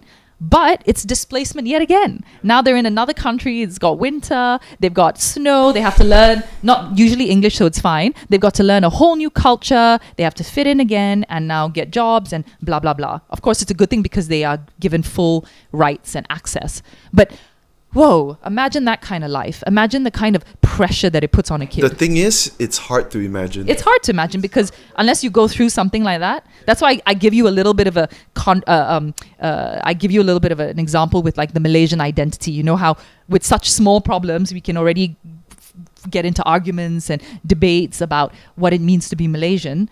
That sense of belonging, right? Ultimately, it comes down to a sense of identity and belonging in this land where someone doesn't tell you, hey, you don't like, you go back lah. You know this, right? So I still get it sometimes. Yeah, I mean, I don't get it, but it's just stupid. It's like the most dumb, to use the language, is just stupid, harebrained comment anyone can make. It just shows a person's level of ignorance when someone says that. It does. But the fact that happens with us and we can get so emotional, I give you the contrast of a refugee journey. Something that you very rightly said, we have no way of even understanding what that feels like. You can't understand it. Yeah, it's just... So on paper, you are a Somali refugee that is now here in Malaysia. That's on paper. In reality, you're just someone who doesn't belong. So that's what it is for them. But what I say to these students, I said, I know this seems negative, and I know this seems like why was I born into this life? You know, we never choose. Sorry, how old are do you guys teach up to? We have kindergarten all the way up to university. Really? Yeah. Okay, I thought it was primary up to primary now. No, the full way. So awesome. Yeah. So I mean, it's incredible to see. This is my thing, and I say what we strive to do at Fugee is. Everyone has the right to an opportunity in life. What you do with that opportunity at some point is up to you. And it very well should be. Yes, up to you, right? You make it or break it, that's up to you. But what breaks my heart is when I see somebody who is like never got that opportunity to succeed in life. Because everybody has talent.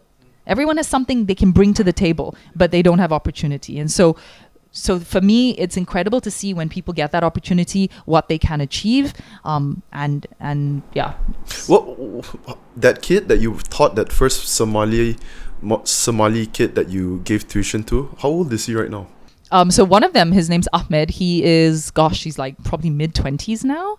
And he graduated from a Malaysian university. So he got a Malaysian degree. And then he decided he wanted to move back to Somalia to help rebuild his country. So he's back there trying to really make things work. And his mom... Do you know why he's doing that? I think he's just a very motivated kid. He just really wants to make an impact in his country. So this is what I think. I think because he saw that he was given that opportunity from you. So it's sort of things that, maybe it stuck with him. Like this is the right thing I should... And what he wants to do. No, exactly. And everyone's different. I don't have these expectations on the students that, because I did this or we did this, therefore you must. No, you can't. If you come at it with expectations, you'll be disappointed, right? In life. So there's a general rule. As a teacher, you do the best you can. You give opportunities. You do the best you can as a school. And what they make of it, unfortunately, you don't have full control. As a mom, especially. Yeah, I mean, as a parent, right? Everyone. But it's incredible. Like, we run a scholarship program. We give out full university scholarships to refugee youth, and we have amazing stories of kids that are like who have overcome every kind of adversity. They taught themselves how to read late in life. They've now finished high school. They've now in degree programs. We have a student who's studying like astrophysics in a university online. We have a kid, an Afghan boy, super smart. He got himself into Columbia in the US, and got himself a part scholarship. And we had a very generous donor who paid for the balance of the scholarship. So you imagine this Afghan boy who was a refugee is now studying at Columbia. And he spent his time in Malaysia. So I always say, like, as a Malaysian, I'm like, there is so much value to be had in this country. We're giving kids education through Malaysian universities, through schools in Malaysia. Like, this is great PR, if you want to use that phrase, to promote Malaysia being inclusive and all of that. So very cool. Can I ask how big? How many students do you guys have right now? We have 200 kids at the school, and we staffs, like more than 20 staff. What? Yeah. teachers and other staff. Okay, And then okay, we also other run staff. we also run a scholarship program. So we've given out now to date 57 scholarships to refugees. Yeah. So Yeah. What is the syllables that you guys would follow? we use a mix of British and American curriculum because we see the value, because Malaysia is not a permanent place, right? Malaysia is a transit point. So the time that they are here, we want it to be spent on really preparing them for the world. So we really look at a global education, global perspective. Oh yeah. You know they call it Montessori education. That's referring to what is it actually? So Montessori, I mean, you did early childhood, right? So my mom was actually trained in Montessori. It is predominantly used as a kindergarten, preschool education. However, Montessori actually goes all the way up. So I've heard of some schools, very few, that actually apply Montessori principles to primary and secondary. In here, you mean? I think so, but very few, because it's a little bit more niche, I think, when it comes to, I know kindergarten, lots of Montessori schools, but even like for us, we've rebranded our kindergarten, so we're not Montessori, but we use Montessori principles in the school. Okay. Yeah. For people that don't know what I'm talking about, I'm not sure if Australia is considered Montessori for their kindergarten. Would you know about that? No, I don't know if it's like I'll tell you how was my experience. So you go to you're in the class, right, with the children the whole day. They're playing the whole day. It's just play, and then I find it so funny that the kid comes to school and he's crying, doesn't want to leave the mom. And I'm thinking, like, you're going to be playing the whole day. There's no I as a Malaysian student, right, international student. So one of our assignments were to find an activity for them, and then I have to do a report on how it benefited them or what they learned or whatever. I brought some tracing papers, right, with A to Z. I want to teach them how to write. The teacher frowned at me, like, look at this Chinese guy from Malaysia, like, yeah, that's exactly what I thought you are.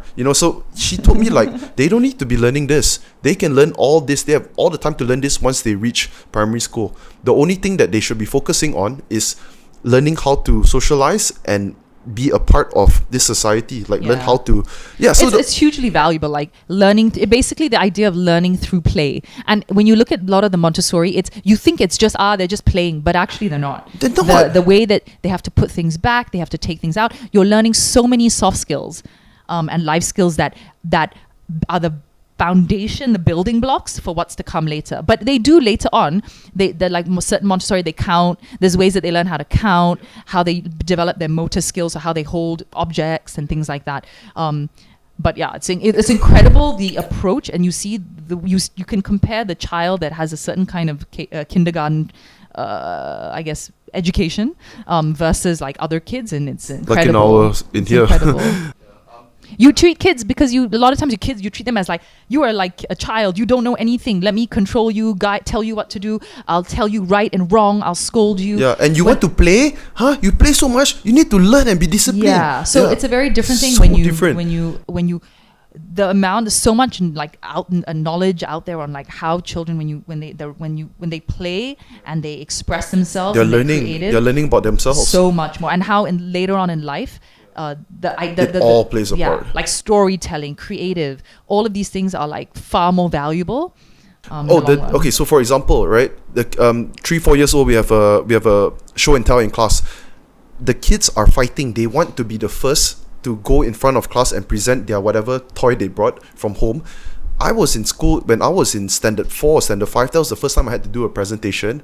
We wanted to be the last ones, because we were scared. Yeah, we were 10 years old. We know how to talk. We know how to do all of that. But we were scared. No one wanted to be first. I actually went to Shanghai earlier this year, and I visited this place. It was outside of Shanghai, and they have this special technique, right? It's an education curriculum, and it's literally play.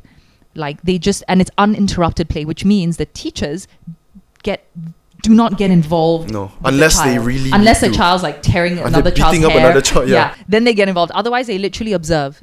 And then they have this really cool skill. They can observe. You have to learn how to observe, because we're so used to, as adults, always getting involved and controlling.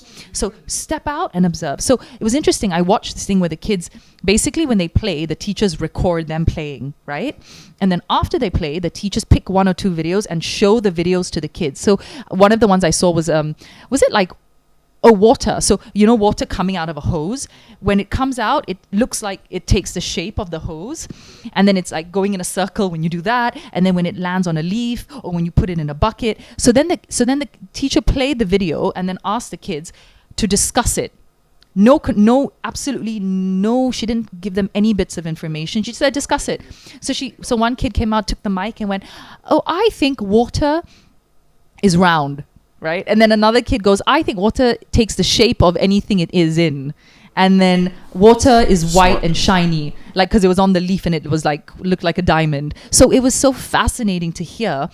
It was incredible to hear the way their brains work and how they were expressing and defining. That's already science.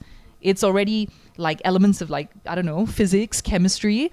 It's like, you know, it's already thought, it's storytelling. The number of things the kids did just in that one activity. So fascinating. You're giving the kid also a confidence to play with his thoughts and opinions. I remember the toddler, 2 to 3 years old, I think no, way younger, 2 years old, under 2, wanted to climb up the slides. And the slide was quite high up, maybe 6 feet like that, you had to climb up. And I'm being a typical, you know, like a parent like that. I'm just going there and then trying to make sure they don't fall. The teacher said, no, just let them stay far away. Let them fall. She even said, let them fall. They don't care. You know, they believe that they're going to learn from it. There was once I came out to their play area outdoors, and children took the hose and filled up the sand pit. So the sand pit, one portion of it was so muddy, and they started jumping in to the sandpit. And I came to class a bit late that day, and I started scolding the kids, and they looked at me like, these guys. Wow, you were like the terrible Asian teacher, like, I was this guy. Yeah, and then I went and tell the teacher, and the teacher said, so what's wrong? He just let them jump in the mud or whatever. It's nothing wrong, you know. It's and if you think about it, that's how children grew up last time, right?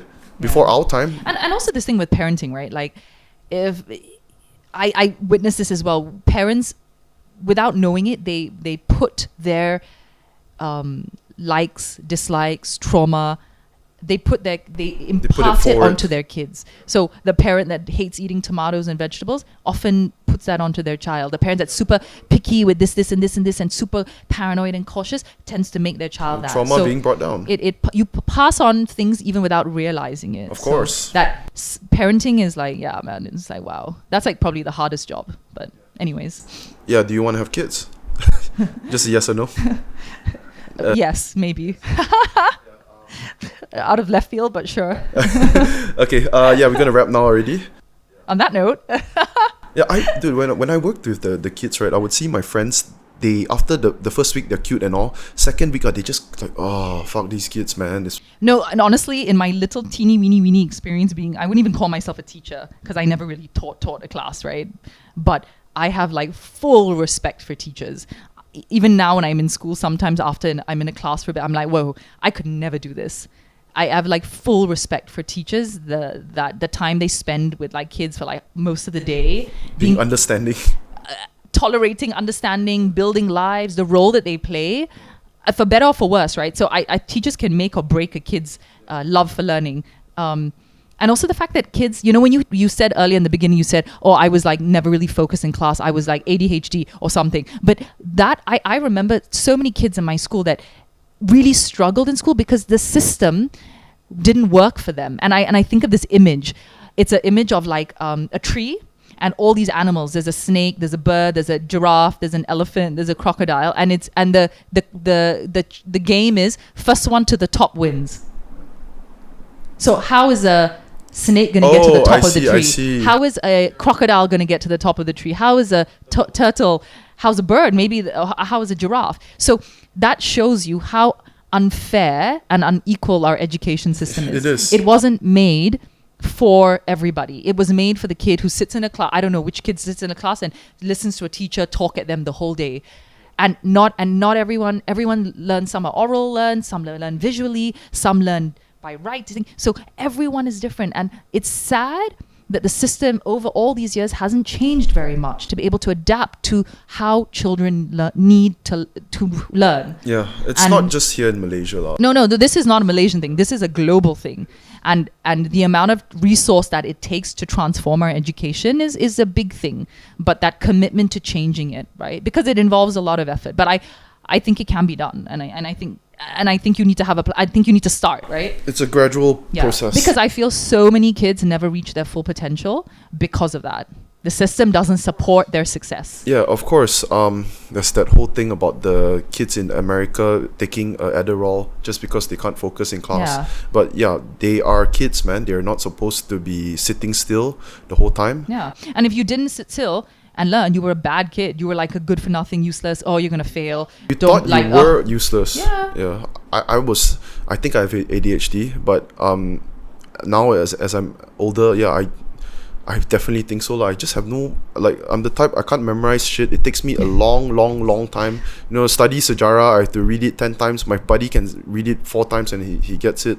Yeah, it's different, man. So it's interesting to wonder, how could your teachers have worked with you to have made you realize what you can actually be really good at, and the confidence that would have given you to spur you on, right, in other things, in other areas. It takes a lot of manpower to give that individual attention to their children. Okay, let's wrap, right? Guess how long it's been? Quite long. 2.5. Yeah. 2.5 hours. Yeah, it's long, man. Well, thanks. What was the longest that you did? Podcast? Yeah, Deb On Air.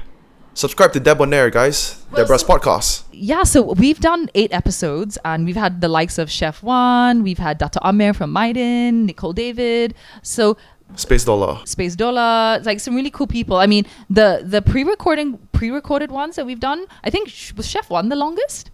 He was over 2 hours. No, that was but we edit Daniel. No, but that was an hour 40. But we edit down when we. So the full convo was 1 hour 40. Yeah.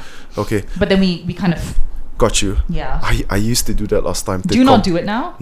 Now. Hey, please, can you edit out my bad parts? No. Everything's going in. Except, oh my god. No. But I used to do that at the start. 2 hours, I compress it to 1 hour, and then I don't know whether I got better at podcasting or I just got lazy. But I got used to hearing my voice because I was doing the editing. I fucking hated everything about what, I sound like an idiot. What the fuck am I saying? There's a pause over here. I'm stuttering here. Cut that all out, and I stopped doing that. So you'll clean it up, but beyond that, that's it. You won't overly edit. Yeah, and you'll be surprised the people that listen, that would listen, they don't care. They just listen. Yeah, it's like that. If they the thing about podcasts, I mean, if you follow Joe Rogan's model, right, the biggest podcast in the world is consistency. If I were ideal, I wish I could upload 3 episodes a week. If I had help with that, but that's the way to do it, because people get addicted to you, and guess what? You yourself, as a conversationalist, you will be getting better and better. That's true. More reps that you put in. That's true. So that is the what I believe works. Yeah. Okay. Cool. Thank you for having me. No From worries. One podcast to the next. Yeah, maybe I can have you on again the next time. Oh, sure. We'd love to. We can talk about different topics next time. There's a lot of topics we can talk about. Addiction, trauma. Sure. Yeah. No, actually, I'm not an expert. I had one on do you know it's Dr. Lenny Su? Yeah. Okay. Anyways, guys, that's it for today's episode. It's been a long time. If you stuck with me up till this end, please do me a favor. Hit the subscribe button, hit the like button, leave a comment, your thoughts, what you thought about this episode. Did you enjoy Deborah's presence? Would you want to see her in the next podcast, in a future podcast episode?